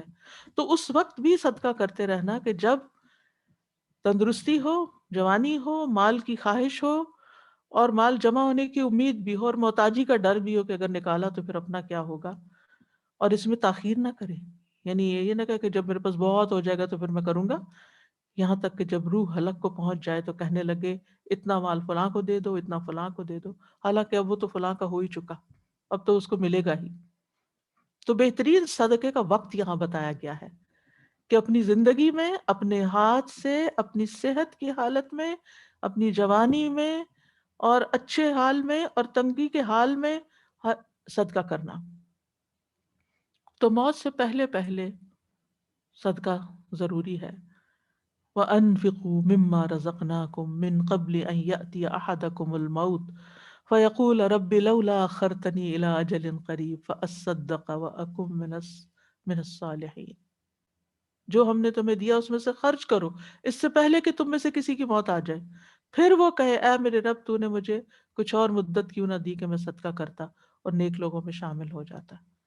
تو مال کو خیر کے کاموں میں اپنے ہاتھوں سے خرچ کر ڈالیں اس سے پہلے کوئی وارثوں کا ہو جائے اور وہ پتہ نہیں اس سے حلال کام کریں یا حرام کام کریں، وہ کہاں استعمال کریں۔ تو صدقہ کرنے والا جو ہوتا ہے نا اس کا موت کے وقت صدقہ بھی فائدہ دیتا ہے، یعنی جو روز کرتا ہے تو بالکل جان نکل رہی ہے اور وہ دے رہا ہے تو وہ قبول ہو جائے گا۔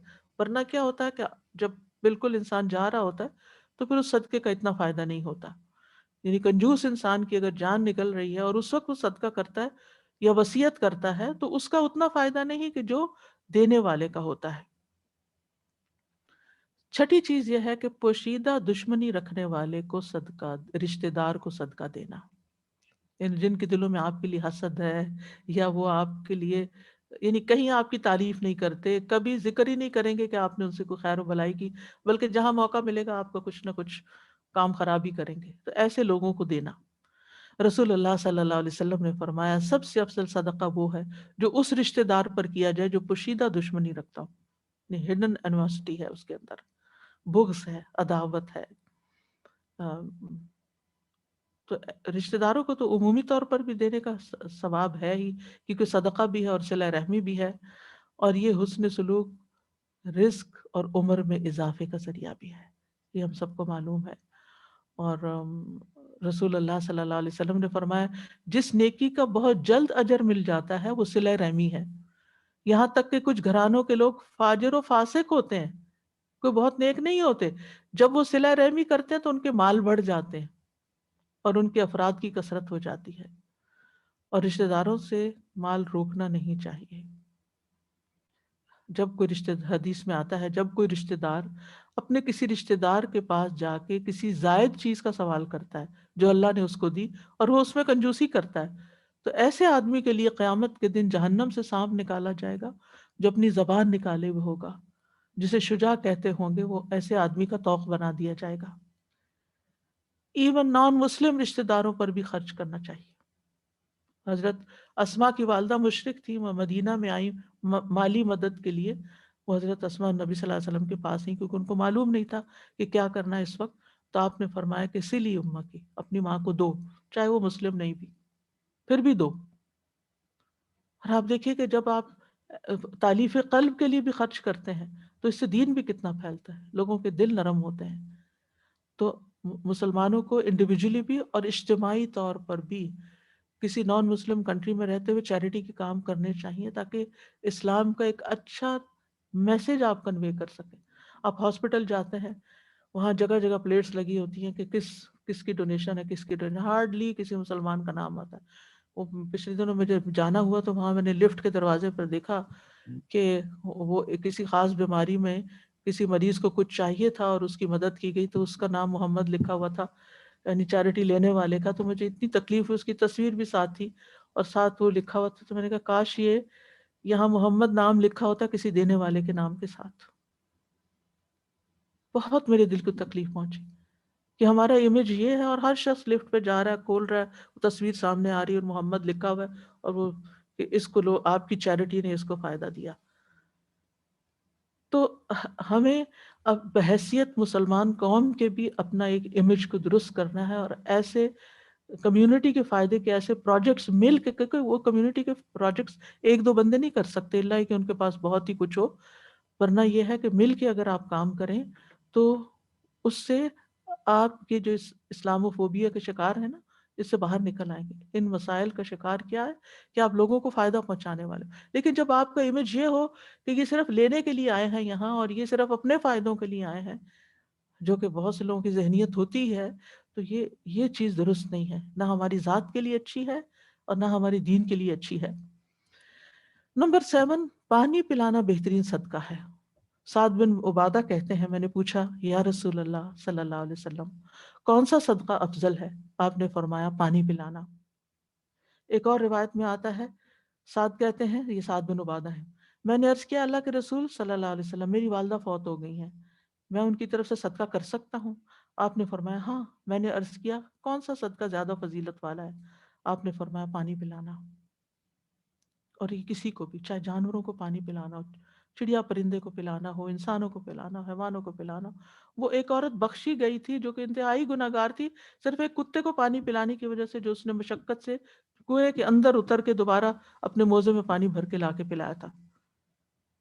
یعنی اس حد تک صدقہ اثر انداز ہوتا ہے کہ آپ کی ساری زندگی کے گناہ معاف ہو سکتے ہیں۔ تو ان دنوں مدینہ میں پانی ویسے بھی نایاب تھا، کم تھا، تو اس لیے آپ نے سقی الماء کی طرف اشارہ کیا۔ تو اس سے مطلب نہیں کہ جہاں بہت پانی ہے وہاں آپ ضرور پانی ہی دیں، جہاں پانی کی ضرورت ہے پانی دیں، جہاں دودھ کی ضرورت ہے دودھ دیں، جہاں دوائی کی ضرورت ہے دوائی دیں، یعنی جو لوگوں کو جس چیز کی شدت سے حاجت ہے وہ آپ خرچ کریں۔ لیکن پسندیدہ صدقہ ہے، اللہ تعالیٰ قیامت کے دن پانی پلانے کے بارے میں پوچھے گا بھی کہ میرا فلاں بندہ پیاسا تھا، اس نے تجھ سے پانی مانگا تو نے اسے پانی نہیں پلایا، وہ کہے گا کہ یا رب تو رب العالمین ہے، میں تجھے کیسے پانی پلاتا؟ تو اللہ تعالیٰ فرمائے گا کہ اگر تو اس ضرورت مند کو پانی پلاتا تو مجھے وہاں پاتا، یعنی اللہ کا قرب حاصل کرنے کا بھی ذریعہ ہے۔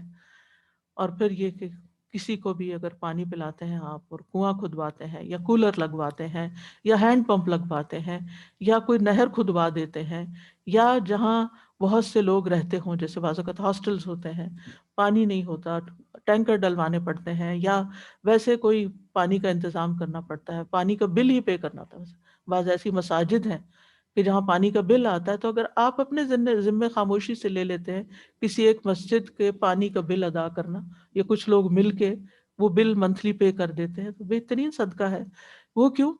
کیونکہ وہ نمازی آئیں گے، پیئیں گے، وضو کریں گے، نماز پڑھیں گے، اس پانی سے کتنی خیر جاری ہوگی، وہ سارا آپ کے حصے میں آ جائے گا۔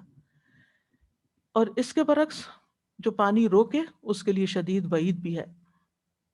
اللہ تعالیٰ قیامت کے دن ایسے لوگوں کی طرف دیکھے گا ہی نہیں کہ جو دوسروں سے پانی روک لیں، جبکہ مسافروں سے خاص طور پر۔ اور پانی پلانے والے کو دعا بھی دینی چاہیے، اللہم اطعم من اطعمنا واسق من سقانا، اللہ جو مجھے کھلا رہا ہے تو اسے کھلا، اور جو مجھے پلا رہا ہے تو اسے پلا۔ پھر اسی طرح صدقے کی کچھ اور اقسام ہیں، جیسے آپس میں صلح کروانا، یہ بہترین صدقہ ہے۔ یعنی مالی صدقات کے علاوہ، چیزوں کے علاوہ، لوگوں کے درمیان محبت پیار کی تعلقات قائم کرنا جو ہے یہ بھی صدقہ ہے۔ رسول اللہ صلی اللہ علیہ وسلم نے فرمایا کیا میں تمہیں نماز، روزہ اور صدقے سے افضل درجے کا عمل نہ بتاؤں؟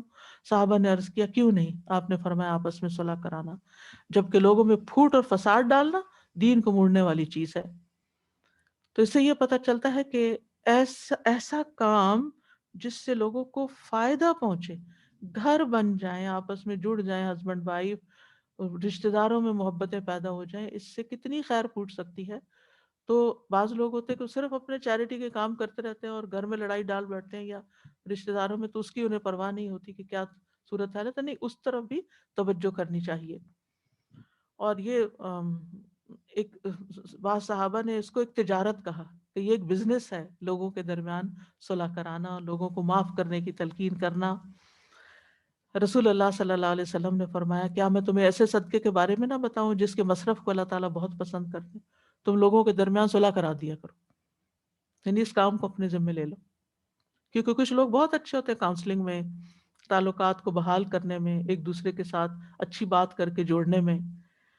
اور پھر یہ ہے کہ اپنا قیمتی وقت بھی تو انسان اس میں لگاتا ہے نا، اپنی جان لگاتا ہے اس میں، کیونکہ لوگوں، روٹے ہوئے لوگوں، ناراض اور غصے والے لوگوں کو سمجھانا یہ جان جوکھوں کا کام ہوتا ہے، یہ اتنا آسان کام نہیں ہوتا، اور اس میں بڑا وقت آپ کا بعض اوقات لگ جاتا ہے۔ لیکن جب بچھڑے ہوئے دل آپس میں ملتے ہیں اور جو خوشی ان کو حاصل ہوتی ہے، اس سے زیادہ اللہ تعالیٰ پھر آپ کو خوش کر دیتا ہے۔ 9ویں چیز بہترین کمائی کیا ہے؟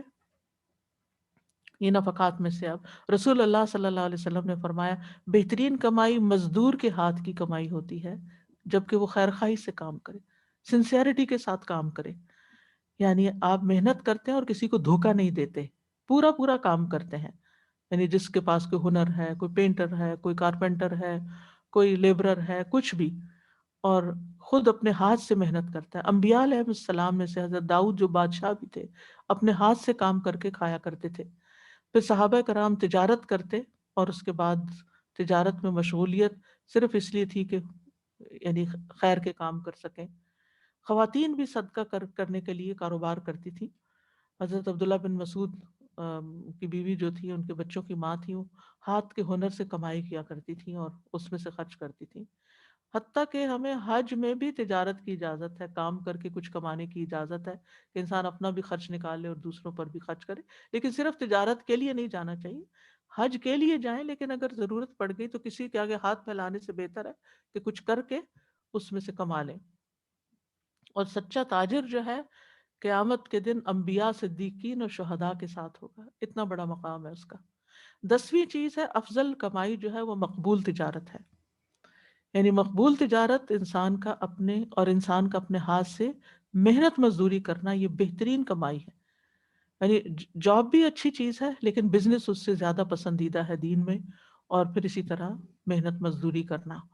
اور اچھا بزنس وہی ہے جس میں سچائی اور امانت داری ہو، جھوٹ بولنا نہ ہو، دھوکہ دینا نہ ہو، سودے کا عیب نہ چھپایا جائے، ملاوٹ نہ کی جائے، ناپ تول میں کمی نہ کی جائے، زیادہ قسمیں نہ کھائی جائیں، اور خرید و فروخت کو نرمی سے کام لیا جائے، گاہک کو چھوڑ دیا جائے، کچھ ضرورت مند کو مفت بھی دے دیا جائے، کیونکہ نبی صلی اللہ علیہ وسلم نے فرمایا اللہ ایسے شخص پر رحم کرتے ہیں، اللہ ایسے شخص پہ رحم فرمایا، آپ کی دعا ہے، جو بیچتے وقت، خریدتے وقت، تقاضا کرتے وقت نرمی سے کام لیتا ہے، یعنی دوسروں کو تکلیف نہیں دیتا۔ 11ویں چیز، بہترین رزق کون سا ہے؟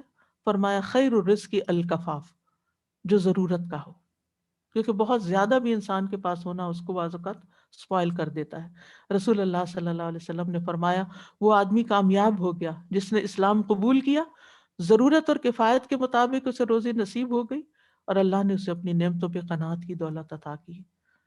تو کفاف کیا ہے کہ انسان کے پاس اتنا ہو کہ کسی کے آگے ہاتھ نہ پھیلانا پڑے، اپنی ضروریات پوری ہو جائیں، اس کی بھوک مٹ جائے، اس کا سطر ڈھانپا جائے، اس کے پاس رہنے کے لیے ٹھکانہ ہو۔ اور اس میں بھی ایک طرح سے یعنی کہ کمانے کی اور اپنی ضروریات پوری کرنے کی تلقین کی گئی ہے۔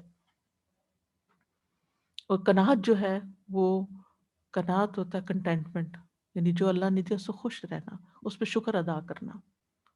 کیونکہ بہت سے لوگ، آپ یقین کریں، ان کے پاس بہت بھی ہوتا ہے، لیکن جب وہ اپنے جو ہر وقت اس طرح کی باتیں کرتے، بہت مہنگائی ہو گئی ہے، بہت زندگی مشکل ہو گئی ہے، یہ مشکل ہو گیا، وہ مشکل ہو گیا، حالانکہ کام چل رہا ہوتا ہے ان کا، اس کی بجائے اگر وہ پازیٹیو الفاظ بولیں، شکر ادا کریں، اللہ کا شکر ہے ضروریات پوری ہو گئی ہیں، ٹھیک ہے دنیا ساری کے حالات تنگ ہو گئے ہیں کووڈ کی وجہ سے، لیکن پھر بھی اللہ کی کا فضل ہے، اللہ کی رحمت ہے کہ وہ کھانے کو دے رہا ہے، وہ رہنے کو دے رہا ہے، اللہ نے ضروریات پوری کی ہیں۔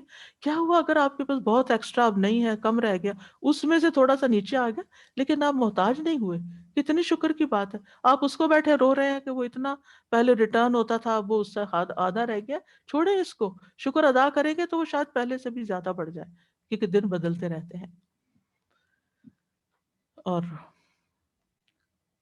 اللہ سبحانہ تعالیٰ نے جو بھی انسان کو دیا اس سب کے اوپر راضی رہنا جو ہے یہ اللہ کو بڑا پسند ہے۔ تقدیر کے فیصلوں پہ راضی ہونا، اور دنیا کو اپنا ہم و غم نہ بنائے کہ اگر نہیں ہے تو انسان اسی میں روتا رہے کہ یہ نہیں، اللہ کی تقسیم پہ راضی رہے۔ کیونکہ بعض اوقات یہ ہوتا ہے نا کہ ایک ہی ماں باپ کے بچے، ایک بہت اوپر چلا جاتا ہے، ایک بہت مشکل میں ہوتا ہے، اب یہ اللہ کی تقسیم ہے، ایک کو یہاں رکھا، ایک کو یہاں رکھا، اب جو نیچے ہے وہ obviously پریشان رہے گا۔ نہیں، اللہ نے یہ نہ کہے کہ وہ اس بڑے کو دیکھ دیکھ کے جیلس ہو، یہ کہے کہ اللہ نے میرے حق میں یہی پسند، میرے حق میں یہی بہتر ہو، میرے لیے اسی میں ہی خیر ہے۔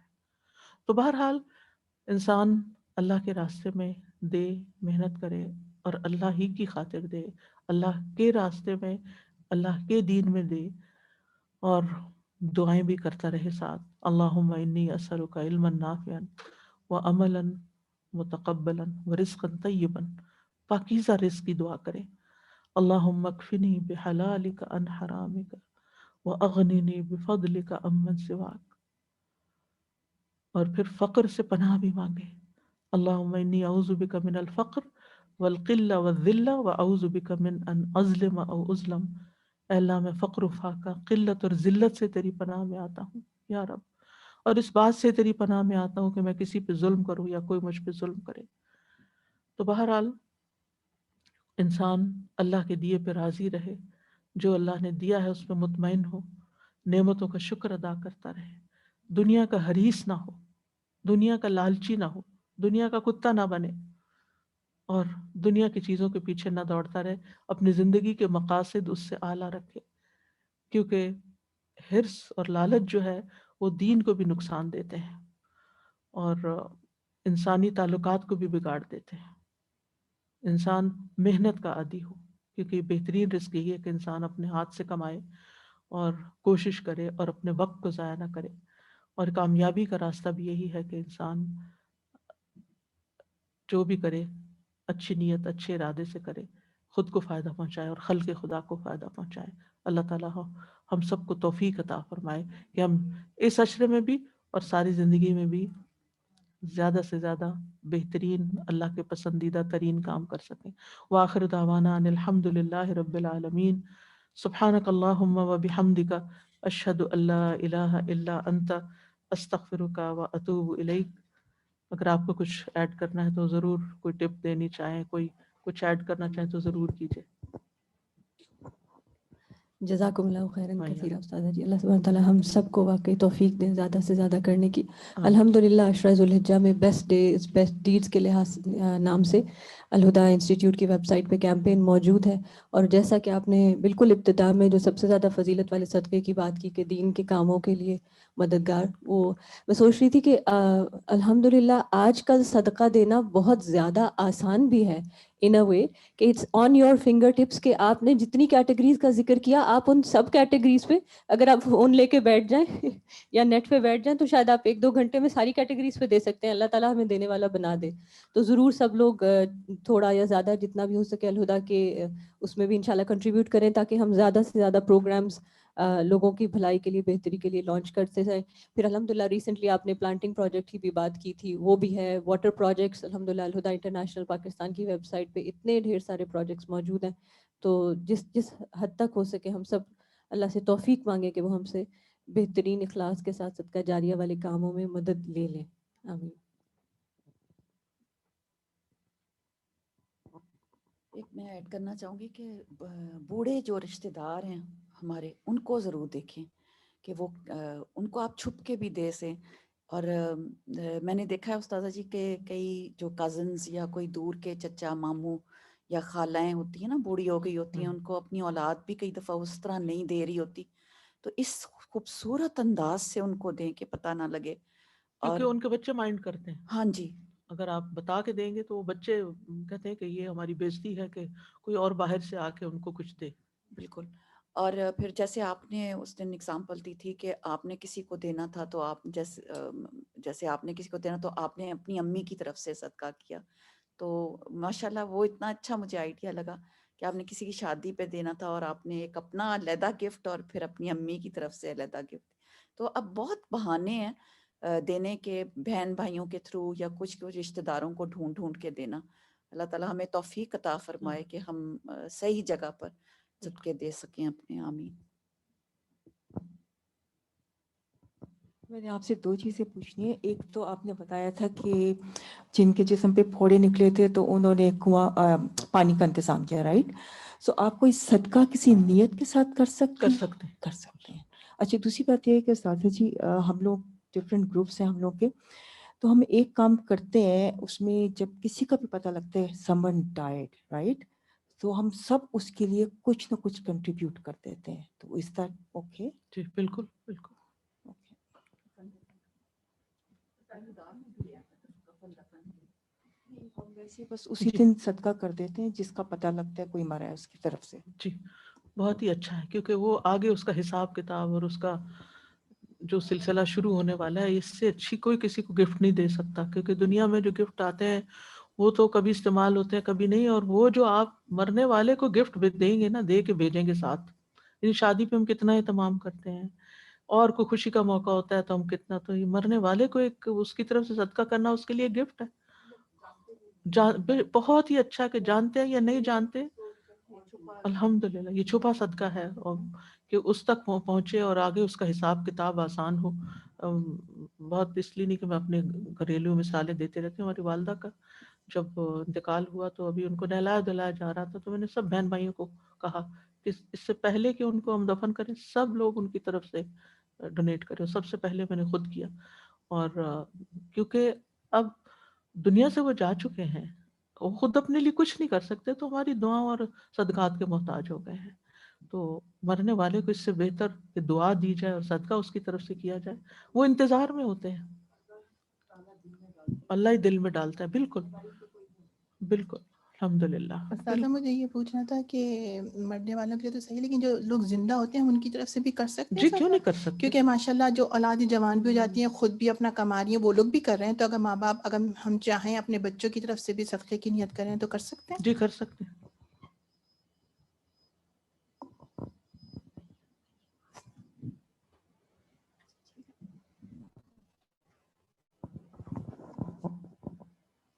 السلام علیکم استاذہ جی. وعلیکم السلام. وہ میرے 2 سوال ہیں, میں پوچھنا چاہ رہی تھی, جیسے کوئی ایسا خواب دیکھ لیتا ہے کسی کے متعلق, تو کیا ان کے ہاتھ سے جو کہتے ہیں صدقہ دے دو تو بلائیں ٹلتی ہیں, جی تو یہ صحیح ہے؟ جی اچھا. اور ایک اور چیز پوچھنا چاہ رہی تھی کہ وہ اس میں یہ بھی کہہ سکتے ہیں کہ میرے ماں باپ کی طرف سے بھی دل شامل؟ میں جس مرضی کی نیت کر لیں. اچھا. اور ایک اور سوال وہ یہ ہے کہ جیسے ہم لوگ سامان دیتے ہیں, کپڑے, چیزیں خیرات کے نام سے, تو اس کو اچھی سے اچھی طرح کر کے دیتے ہیں نا. بالکل بالکل. تو اتنے یہ افسوس سے, یہ بڑی اچھی بات آپ نے کی, اتنے افسوس سے یہ بات کہنی پڑتی ہے کہ جہاں کہیں کوئی ایسا ڈونیشن کا سینٹر بنتا ہے, جیسے الہدا میں جیسے سیکنڈ ہینڈ کپڑے آتے تھے, یہ کچھ لا حول ولا قوت الا باللہ, یعنی پرانے میلے پھٹے بس رکھ کے باہر چلے جاتے ہیں, بھاگ جاتے ہیں, کہ جیسے سارا اسٹینڈ والے جی, کیونکہ جو والنٹیئرز ان کو سارٹ آؤٹ کرتے ہیں وہ اتنی تکلیف اٹھاتے ہیں, اور پھر چپکے سے ایسے جو چوروں کی طرح چیز رکھے اور بھاگ گئے, کہ یعنی آپ کیا کر رہے ہیں, کس کو دے رہے ہیں. اور اگر اس کو رکھے تو مسجد تک اسمیل چلی جاتی ہے بعض اوقات. اپنے گھر کا گند نکال کے یہاں جنک جو ہے ڈمپ کر کے چلے جاتے ہیں. یہ انتہائی غلط بات ہے, یہ صدقہ نہیں ہے, یہ الٹا ظلم آپ کر رہے ہیں مسجد کے اوپر بھی, اور لوگوں جن کو دے رہے ہیں ان پر بھی. ٹھیک ہے, اگر آپ کو دینا ہی ہے آپ انہیں دھوئیں, آپ انہیں استری کریں, آپ ان کو اچھی شیپ میں لائیں, ان کو اچھے سے پیک کریں, اوپر ٹیگ کریں کہ کس ایج کا کیا چیز ہے اس کے اندر, تاکہ دینے والے جہاں جہاں پہنچانا ہے وہاں فوری پہنچایا جا سکے. تو قرآن کے پھٹے پرانے مصحف لوگ مسجدوں میں جا کے رکھ دیتے ہیں, اپنے گھر سے نکال دو. لیکن استاذہ جی الحمدللہ میں جب بھی میں نے کپڑے دیے ہیں تو میں ان کو دھوتی ہوں, پھر اس میں پرفیوم لگاتی ہوں, اور پھر طے کر کے اچھی سے کر کے پھر دیتی ہوں کہ لینے والے کا بھی دل خوش ہو, کیونکہ میرے اپنے لیے ہے نا وہ, تو کہ مجھے ثواب ملے. اور میں اپنے جو کپڑے ایسے نہیں کہ وہ جو میں اچھا سمجھتی ہوں نا, ماشاءاللہ میں اس لیے بتا رہی ہوں, میں کوئی تعریف نہیں ہے, اللہ نہ کرے میری. دوسروں کو ایک وہ ہوتی ہے جی موٹیویشن ہوتی ہے, ایک آئیڈیا ملتا ہے. جی. تو وہ جیسے میرے کپڑے ایسے بھی ہو جاتے ہیں نا جو تھوڑے سے پیچھے چلے جائیں سیل کے بعد, تو میں الحمدللہ وہ نکال دیتی ہوں کہ اللہ کے نام میں دے دو اچھی سی چیز, تو اللہ یہ بھی صدقہ کہلاتا ہے. جی جو اچھی چیز کر جی, کے دے دیں. لن تنالوا البر حتی تنفقوا مما تحبون, سب سے بہترین چیز کا دینا جو پسندیدہ ہو, یہ پسندیدہ ترین صدقہ ہے. جزاک اللہ خیر. Okay.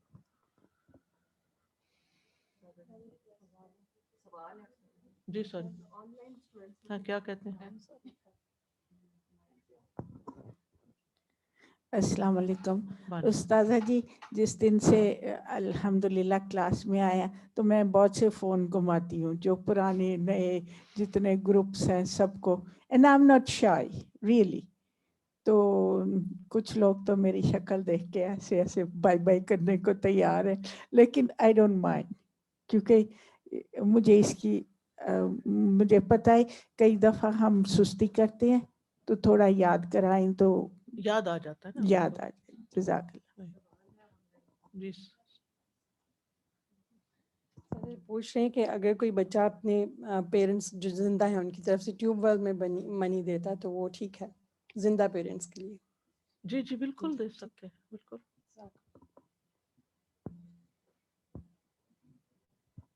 Assalamu alaikum wa rahmatullah. I was just thinking, Ustaza, we should be so grateful that Allah gives us the opportunity to remember Him in these days. Allahu Akbar, Allahu Akbar, Allahu Akbar, Allahu Akbar. Because if the niyyah is not pure in any sadaqah that we're doing, any type of sadaqah, it's a waste.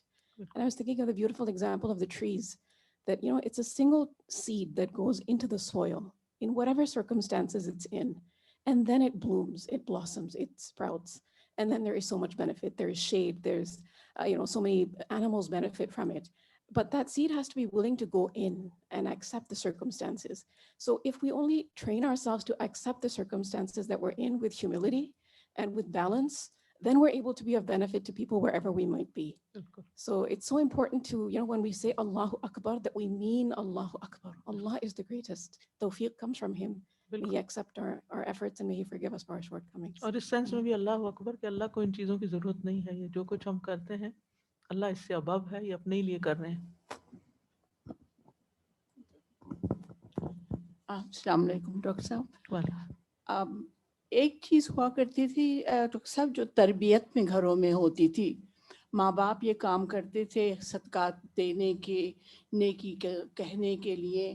تو یہ common sense کی بات ہے نا, ہمارے مذہب میں تو کوئی ایسا یہ مشکل سبق نہیں ہے, یہ ہم رہتے تھے اس طرح. مجھے لگتا ہے جیسے آج کل تعلیم میں اور تربیت میں یہ چیزیں مسنگ ہو گئی ہیں. تو جیسے گھر میں یہ کپڑے بہن نے بتایا کہ میں استری کرتی ہوں, اگر بچوں کو شامل کر لیا چاہے اس کام میں, تو بچے بہت شوق سے کرتے ہیں اپنے کپڑے بھی دوسرے کپڑے بھی. تو وہ آپ ایک پروجیکٹ گھر کا ہو جاتا ہے. اس طرح سے اگر آپ دیں تو بچوں کو عادت رہتی ہے, یادداشت میں بھی رہتی ہے یہ چیز. مجھے لگتا ہے کہ مجھے اپنے بچپن کا یاد ہے کہ ہم یہ کام بڑے شوق سے کرتے تھے, لیکن مجھے لگتا ہے جیسے آہستہ آہستہ یہ کام لائف سٹائل چینج ہو گیا ہے نا, تو وہ لائف سارے سٹائل چینج ہو گیا ہے. تو یہ اگر کسی طرح سے دوبارہ آ جائے, بس ریمائنڈر ہی ہے سب کو, تاکہ جی عملی طور پر گھر سے شروع کریں. جی بس آسیہ.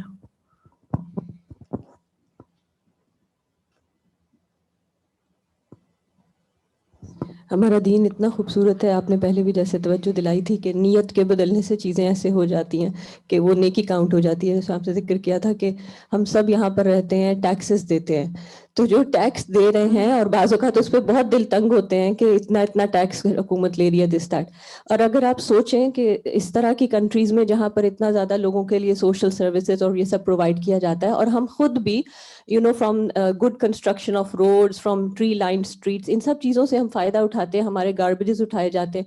اس دن سے جب سے میں گھر سے ڈرائیو کر کے یہاں آتی ہوں یا کبھی ٹریز دیکھتی ہوں, میں سوچتی ہوں اچھا یعنی اگر ہم یہ صدقہ کا نیت کر لیں کہ جو ہم ٹیکس دے رہے ہیں وہ ہمارے ہی شہر کی امپروومنٹ پہ ہے, تو ہر درخت کو دیکھ کے پیار آتا ہے کہ شاید اس میں ہمارا بھی کوئی ڈالر شامل ہوگا. جب گاربیج اٹھایا جاتا ہے تو ہم خیال آتا ہے کہ لوگوں کی اذیت دور کی جا رہی ہے, اس میں بھی ہمارا صدقہ شامل ہے. یعنی if you just change your نیہ for your taxes to be صدقہ آن دیز نان مسلمس, کیونکہ ہم میں سے کوئی بہت کم ہوتا ہے کہ ہم نان مسلمس پہ صدقہ کریں, لیکن اگر ہم اسی اماؤنٹ کو جو آپ نے دینی ہے, اور بعض اوقات اٹس ان تھاؤزنڈس, تو وہ آپ کے انشاءاللہ نیت کی تبدیلی سے بوجھ نہیں ہوگا, تکلیف نہیں ہوگی, خوشی ہوگی. اور اللہ سبحانہ تعالیٰ اگر اس کو قبول فرما لیں, اللہ کے خزانے اتنے وسیع ہیں, تو ہم سب کے لیے کتنا فائدہ ہوگا. میں سوچ رہی تھی آج سے 50 سال 100 سال بعد ہماری جنریشن نہیں ہوگی, اس جگہ پہ لگے ہوئے درخت, اس جگہ کی جو خیر بانٹی جا رہی ہے, اس سب میں ہمارا حصہ شامل ہو جائے گا اللہ تعالیٰ کے پاس, اور یہی چیز کاؤنٹ کرتی ہے. تو ہم سب کو بس اپنی نیتوں کو سنوارتے رہنے کی ضرورت ہے. اللہ سبحانہ تعالیٰ ہمیں سجھا دیں کہ کس طریقے سے کریں, اور خوشی خوشی کریں. بالکل. اور یعنی صدقہ از سم تھنگ, میں سوچتی ہوں انسانی فطرت میں ہے کہ انسٹنٹ ریوارڈ ہے. آپ کسی کو بھی دیں, کچھ بھی دیں, آپ کو فوراً سب سے زیادہ خود ہی خوشی ہوگی. اللہ تعالیٰ نے آپ کے اندر ایک سسٹم رکھا ہے. تو اللہ سبحانہ تعالیٰ ہمیں توفیق دیں کہ ہم وہ ساری اپرچونیٹیز دیکھتے رہیں, ایکسپلور کرتے رہیں, فائدہ اٹھاتے رہیں, اور اوروں کو بھی بتاتے رہیں. تمام آن لائن بہنوں سے بھی گزارش ہے انشاءاللہ سب ویب سائٹس پر جائیں اور انشاءاللہ نیکی کے کاموں میں سبقت کریں. السلام علیکم ورحمۃ اللہ.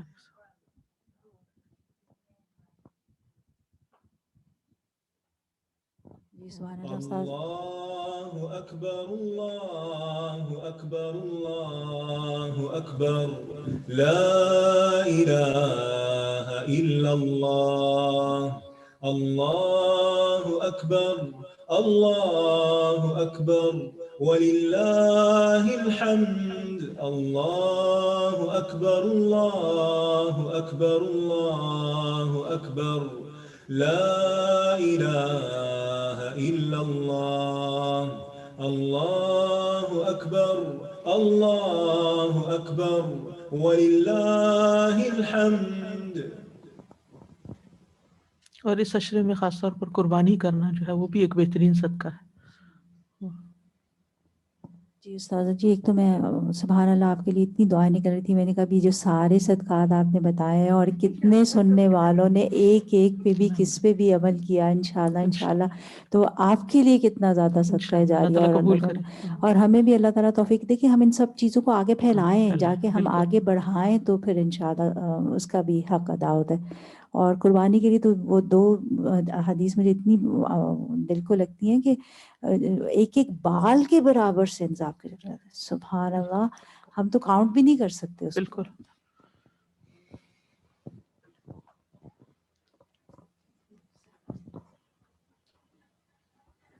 السلام علیکم استاذہ میں نا یہ تکبیرات کے پیپر وہاں پہ لے کے چلی، فلائر لے گئی تھی پارک کے اندر. مطلب وہاں پہ کافی اپنے لوگ کمیونٹی کے لوگ آتے ہیں، تو بچوں کے ہاتھ میں دیے. میں نے کہا جا کے وہ آنٹی کو دیکھا، ان آنٹی کو دیکھا، وہ سب نے بچوں نے بانٹے جا کے نا. اور ایسے میں کوئی چیز بناتی ہیں تو بچوں کو ساتھ لے جاتی ہیں اپنے، چلو بانٹ کے آتے ہیں، پھر بڑا خوش ہو کے جا کے گھروں میں دے کے آتے ہیں. پچھلے دن میں نے زردہ بنایا تھا، جا کے میں نے کہا چلو دے کر آتے ہیں سب کو نا. تو مطلب بچے اس طرح دیکھتے ہیں سب کچھ نا، کرتے دیکھتے ہیں. پریکٹیکل ایگزامپل سے زیادہ سیکھتے ہیں. بالکل.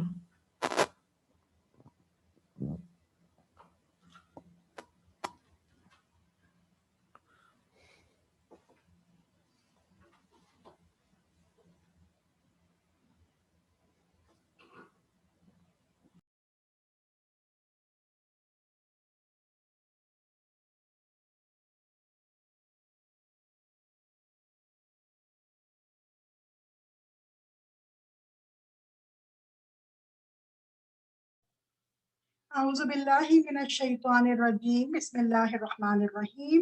السلام علیکم ورحمۃ اللہ وبرکاتہ. جزاک اللہ خیر پیاری استاذہ، آپ نے اتنے خوبصورت انداز میں ہمیں صدقے کی امپورٹنس اور جو صدقے سے متعلق مختلف جو طریقے ہیں وہ ہمارے ساتھ آپ نے آج شیئر کیے.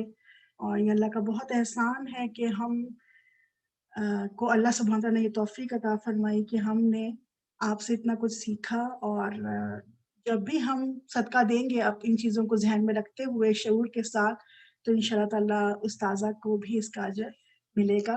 نحمدہ و نصلی علی رسولہ الکریم، اما بعد فاعوذ باللہ من الشیطان الرجیم، بسم اللہ الرحمن الرحیم. رب اشرح لی صدری ویسر لی امری واحلل عقدۃ من لسانی یفقہوا قولی. رب زدنی علما اللہم فقہنا فی الدین، آمین. پلیز آپ لوگ اپنے دیکھ لیجیے اپنے کیمراز کو کہ آپ کے کیمراز جو ہیں وہ کلوز ہیں. اگر نہیں ہے تو پلیز کر لیں تاکہ کلاس میں ڈسٹریکشن نہ ہو. ہم کچھ امپورٹنٹ پوائنٹس مل کر دہرا لیتے ہیں. تو سب سے پہلے ہم نے یہ چیز سیکھی کہ صدقہ کی اصل روح کیا ہے، اور وہ یہ ہے کہ ہم دوسروں کے لیے خیر خواہ بن جائیں. یعنی صدقہ جو ہے نا دینا دراصل یہ ایک کوئی ایسی چیز نہیں ہے کہ فورسفلی کی جائے یا انسان جو ہے وہ اس کو کوئی تاوان سمجھ کر کرے، بلکہ اصل میں صدقہ یہ ہے کہ دوسروں کی خیر خواہی کا احساس انسان کے اندر پیدا ہو، اور وہ ہر لحاظ سے کسی کی مدد کرتے ہوئے، کسی کے کام آتے ہوئے خوشی خوشی دوسروں کی مدد کرنے والا ہو. تو اب دیکھیں کہ اللہ کے راستے میں جان اور مال لگانا سچے ہونے کی دلیل ہے. کہ جب ہم اللہ کے راستے میں کچھ بھی دیتے ہیں، اپنے جان لگاتے ہیں، مال لگاتے ہیں، تو یہ کیا پروف کر رہے ہیں ہم کہ ہم مخلص ہیں، ہمارے اندر اخلاص ہے، ہم سچے ہیں اپنے رب سے، اور جو اس نے ہمیں عطا کیا ہے ہم اس کو دوسروں کے ساتھ بانٹ رہے ہیں.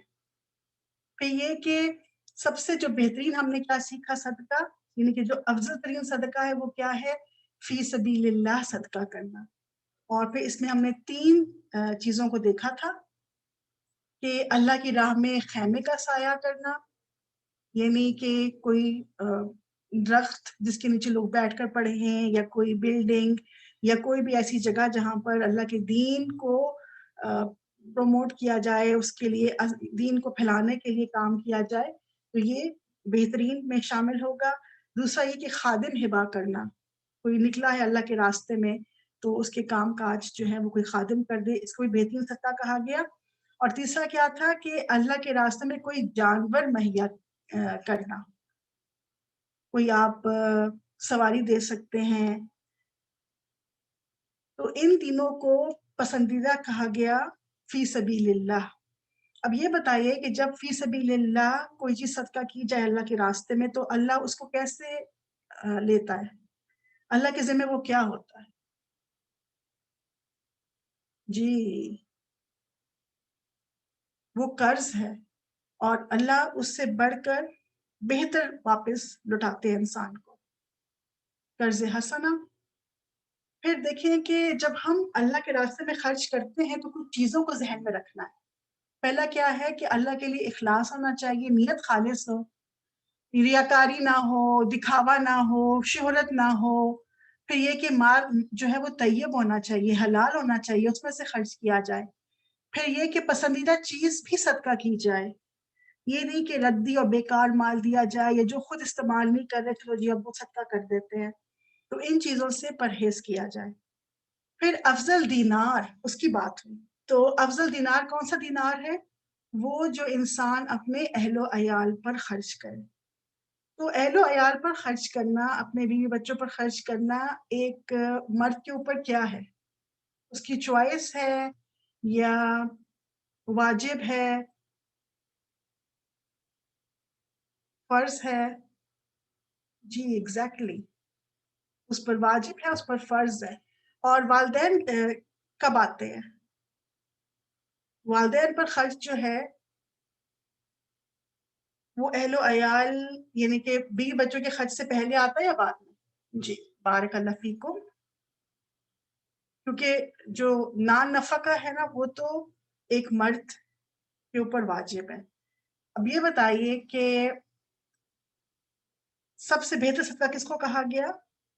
وہ صدقہ جو دینے والے کو مفلس نہ کرے، ایسا نہ ہو کہ انسان سب کچھ دے دے اور پھر خود جو ہے نا وہ مستحق ہو جائے، تو اس کو بھی پسند نہیں کیا گیا۔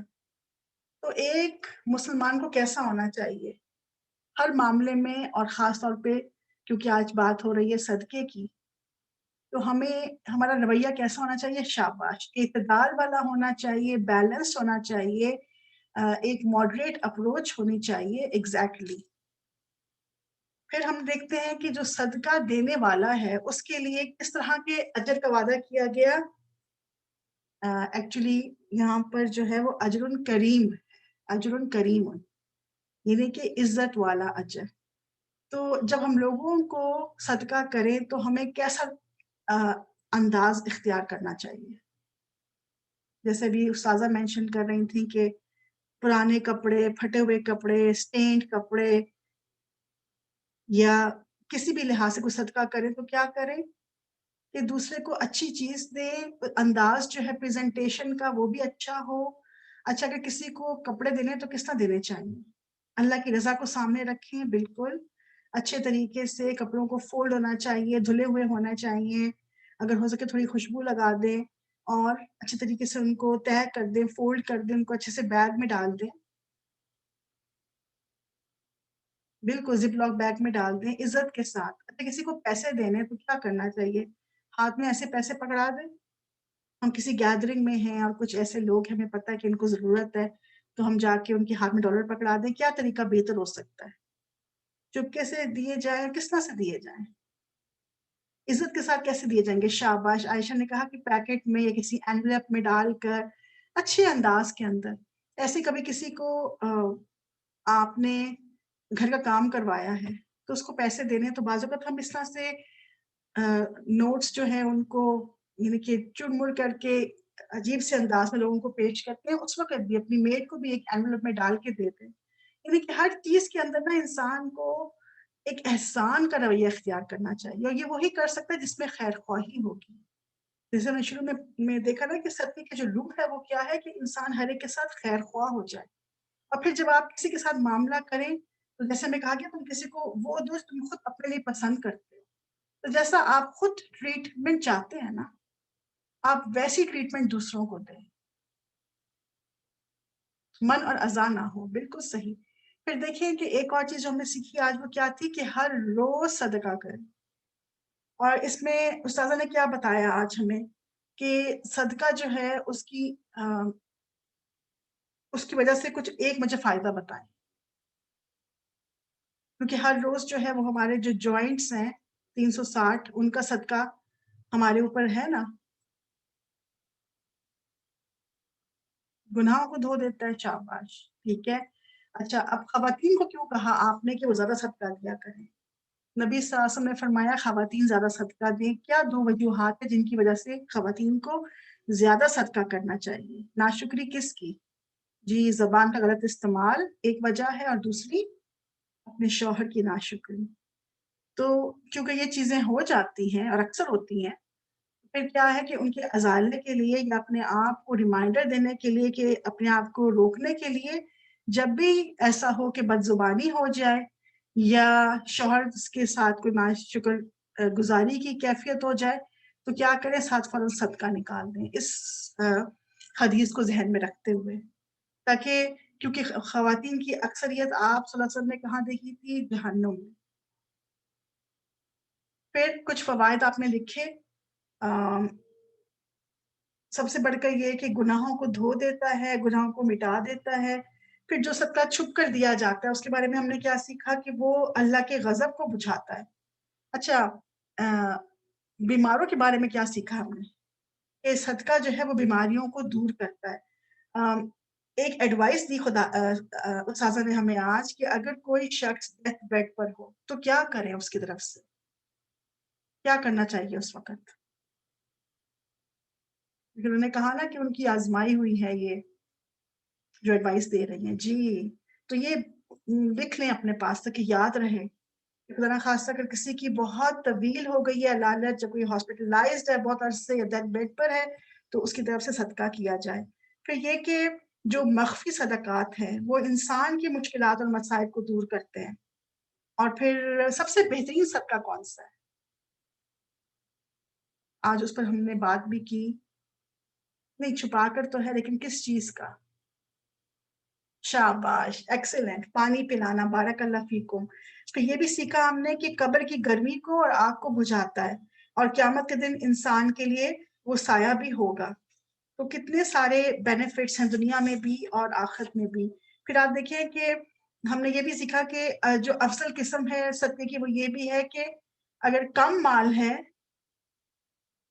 تو وہ محنت کے ساتھ انسان جو ہے کوئی ایسا کام کرے، مزدوری اپنے ہاتھ کی کمائی سے صدقہ کرے. خواتین جو ہیں وہ کھانا بنا کے دے سکتی ہیں. بعض اوقات بیکڈ چیزیں ہوتی ہیں، ان کی بیک سیل لگائی جاتی ہے اچھے پروجیکٹس کے لیے، وہ کیا جا سکتا ہے.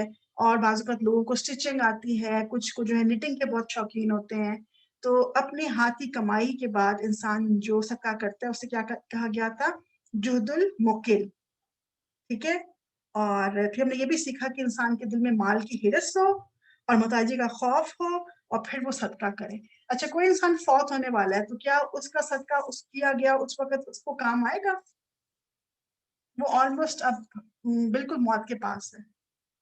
اچھا، کچھ لوگ کہہ رہے ہیں جی اور کچھ لوگ کہہ رہے ہیں نہیں.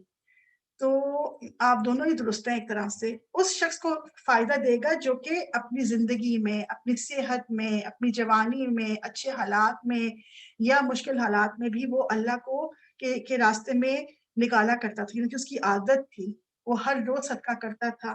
تو جب وہ ڈیتھ بیڈ پہ ہوگا تب بھی اس کو اس کا صدقہ فائدہ دے گا. لیکن وہ شخص جو کہ بخیل تھا، اس نے صدقہ نہیں کیا اور اب وہ اپنی موت کے قریب قریب اس کا دل چاہ رہا ہے کہ اب وہ صدقہ کر دے، تو پھر اس کو بینیفیشل اس کو اس طرح سے بینیفٹ نہیں کرے گا. موت کے بعد جو ہے وہ صدقے کی، یعنی کہ موت کو دیکھ کر یا بالکل اثرات آ جائیں تو پھر اس طرح سے بینیفٹ نہیں کرتا. تو اس لیے کیا بہتر ہے کہ انسان اپنے یعنی صحت کے دنوں میں اللہ کا قرب لینے کے لیے صدقہ کرتا رہے. پھر اس شخص کے بارے میں کیا خیال ہے جس کو صدقہ کیا جائے جو کہ پوشیدہ دشمن ہے مگر رشتہ دار بھی ہے؟ وہ آپ سے بغض بھی رکھتا ہے، آپ سے عداوت بھی رکھتا ہے، لیکن آپ جب اس کے لیے صدقہ کرتے ہیں تو اس سے کیا فائدہ ہوگا؟ کیونکہ ایسے لوگوں کو دینا بہت مشکل ہو جاتا ہے نا. جی شاباش. ایک تو آپ کو صلہ رحمی یعنی کہ آپ کی اس صلہ رحمی کی وجہ سے آپ کی عمر میں اضافہ ہوگا اور آپ کے رزق میں بھی اضافہ اور برکت ہوگی. تو آپ دیکھیں کہ جو کام جتنا مشکل ہے اس میں جو اجر ہے وہ بھی اتنا ہی زیادہ ہے. بس یہ بات یاد رکھیں، جو چیز جتنی مشکل اس کا اجر بھی اتنا ہی زیادہ. پھر ہم نے یہ بھی سیکھا کہ پانی پلانا جو ہے وہ بہترین صدقہ ہے. چاہے آپ کہیں پر کنواں کھلوا دیں، یا جیسے روزہ رکھتے ہیں لوگ روزے کے وقت پانی پلا دیں، یا ویسے واٹر باٹلز گرمی ہے آپ ان کو ڈسٹریبیوٹ کریں، ان علاقوں میں پانی کا انتظام کریں جہاں پر اچھا پانی صاف پانی مہیا نہیں ہے. بہت سے طریقے ہو سکتے ہیں. حج کے دوران، عمرہ کے دوران لوگوں کو پانی پلانا. اور پھر ہم نے کیا سیکھا کہ آپس میں صلح کرانا بھی بہترین صدقہ ہے. بعض اوقات ہم ان چیزوں کی طرف توجہ نہیں دیتے. ہم کہتے ہیں ٹھیک ہے اگر آپس میں رنجشیں ہیں تو ہم بیچ میں کیوں شامل ہوں، لیکن اس طرح سے صلح کروا دینا، دو لوگوں کو آپس میں جوڑ دینا واپس، یہ بھی بہترین صدقوں میں سے ایک صدقہ ہے. اور پھر یہ کہ مزید ہم نے کیا سیکھا آج کہ محنت مزدوری کر کے جو ہم اگر کمائیں گے تو اس کو بھی پسند کیا گیا کہ وہ بھی بہترین صدقوں میں سے شامل ہے. اور پھر مقبول تجارت. تو الحمدللہ بہت سے ہم نے طریقے آج سیکھے، اور ہم دعا کرتے ہیں اللہ سبحانہ و تعالیٰ سے کہ اللہ سبحانہ و تعالیٰ ہمیں جو بھی اس نے ہمیں عطا کیا ہے، جو بھی ہمیں اس نے ہماری تقدیر میں، ہمارے پاس جو بھی اللہ کے وسائل یا اللہ کی طرف سے نعمتیں ہمارے پاس ہیں، پہلی بات تو یہ کہ جو اللہ نے دیا ہے ہم اس پر راضی ہوں، اس پر قناعت کریں، اور پھر اس کے ساتھ ساتھ اللہ کے راستے میں اللہ کی خاطر اپنے مال کو خرچ کریں. دیکھیں اس سے نہ صرف یہ کہ ہمیں دنیاوی فوائد حاصل ہوں گے، بلکہ دیکھیں غنا آتا ہے انسان کے اندر سے. مال کی محبت، دنیا کی محبت ختم ہوتی ہے. انسان کا تزکیہ ہوتا ہے، تزکیہ نفس ہوتا ہے. کیونکہ دیکھیں دنیا کی محبت جو ہے نا، حب دنیا، وہ اللہ کے راستے میں رکاوٹ ہے. لیکن جب انسان اس کو اپنے سے دور کر لیتا ہے یا اوور کم کر جاتا ہے تو پھر مزید خیر خواہی کے راستے اس پر کھل جاتے ہیں. وہی مال جو وہ بچا بچا کر رکھتا ہے پھر وہ آخرت کے لیے انویسٹمنٹ کرتا ہے. جیسے کہ ایک مرتبہ نبی صلی اللہ علیہ وسلم نے جب ایک بکری کو ذبح کیا گیا اور پوچھا حضرت عائشہ سے کہ کیا بچا ہے، تو انہوں نے کہا کہ صرف ایک شانہ جو ہے، یعنی باقی سب کچھ، ایک شانہ بچ گیا، باقی سب چلا گیا. تو آپ نے کیا فرمایا تھا کہ یہ کہو کہ وہ جو شانہ ہے، یعنی کہ جو بچ گیا نا، دراصل کیا ہے، وہ جو آگے دے دیا گیا وہ اصل میں بچ گیا. جو آگے لگا دیا، جو اللہ کے راستے میں دے دیا، اصل میں وہ سٹور ہو گیا ہے. جو ہمارے پاس ہے نا وہ تو پھر ضائع ہو جاتا ہے. انسان کا اپنی ذات کا، اپنی جان کا انسان پر حق ہے، لیکن سب کچھ اپنے اوپر ہی لگا دینا اور سب کچھ سیلفش بن جانا، یہ ہمیں ہمارا دین نہیں سکھاتا. تو اللہ سبحانہ وتعالیٰ ہمیں کیا بنائے؟ خیر خواہ بنا دے کہ ہم اس دنیا میں جب تک ہیں، اس زندگی میں اللہ نے جو رزق دیا ہے اس کو اپنے اوپر بھی خرچ کریں ماڈریشن میں، اور پھر دوسروں کے لیے بھی خیر خواہی کے ساتھ ان پر بھی لگانے والے ہوں، چاہے وہ ہمارے گھر والے ہیں، رشتہ دار ہیں، غریب ہیں، پڑوسی ہیں، ہمسائے ہیں، دوست ہیں، یتیم ہیں، بیوائیں ہیں، یا اور کوئی. جزاک اللہ خیر. الحمدللہ یہاں پر ہم مکمل کرتے ہیں اپنے آج کی ریویو کو اس دعا کے ساتھ کہ جو بھی کچھ ہم نے آج سیکھا صدقے سے متعلق، اللہ ہمیں توفیق عطا فرمائے کہ ہم اپنا حصہ ان تمام جو طریقے ہم نے سیکھے ہیں ان میں لگائیں. اور پھر یہ کہ کل آپ سب سے دوبارہ سے ملاقات ہوگی ایک نئے ٹاپک کے ساتھ. جزاک اللہ خیر. وآخر دعوانا ان الحمد للہ رب العالمین. سبحانک اللہم و بحمدک، اشہد ان لا الہ الا انت، استغفرک و اتوب الیک. السلام علیکم ورحمۃ اللہ وبرکاتہ. جزاک اللہ خیر dear students.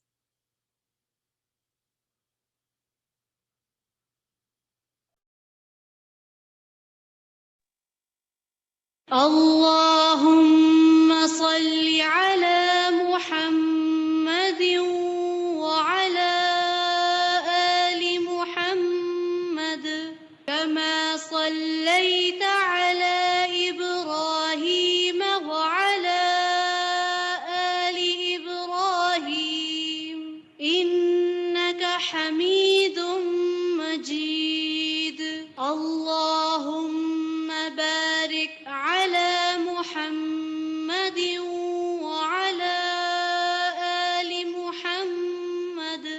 كما باركت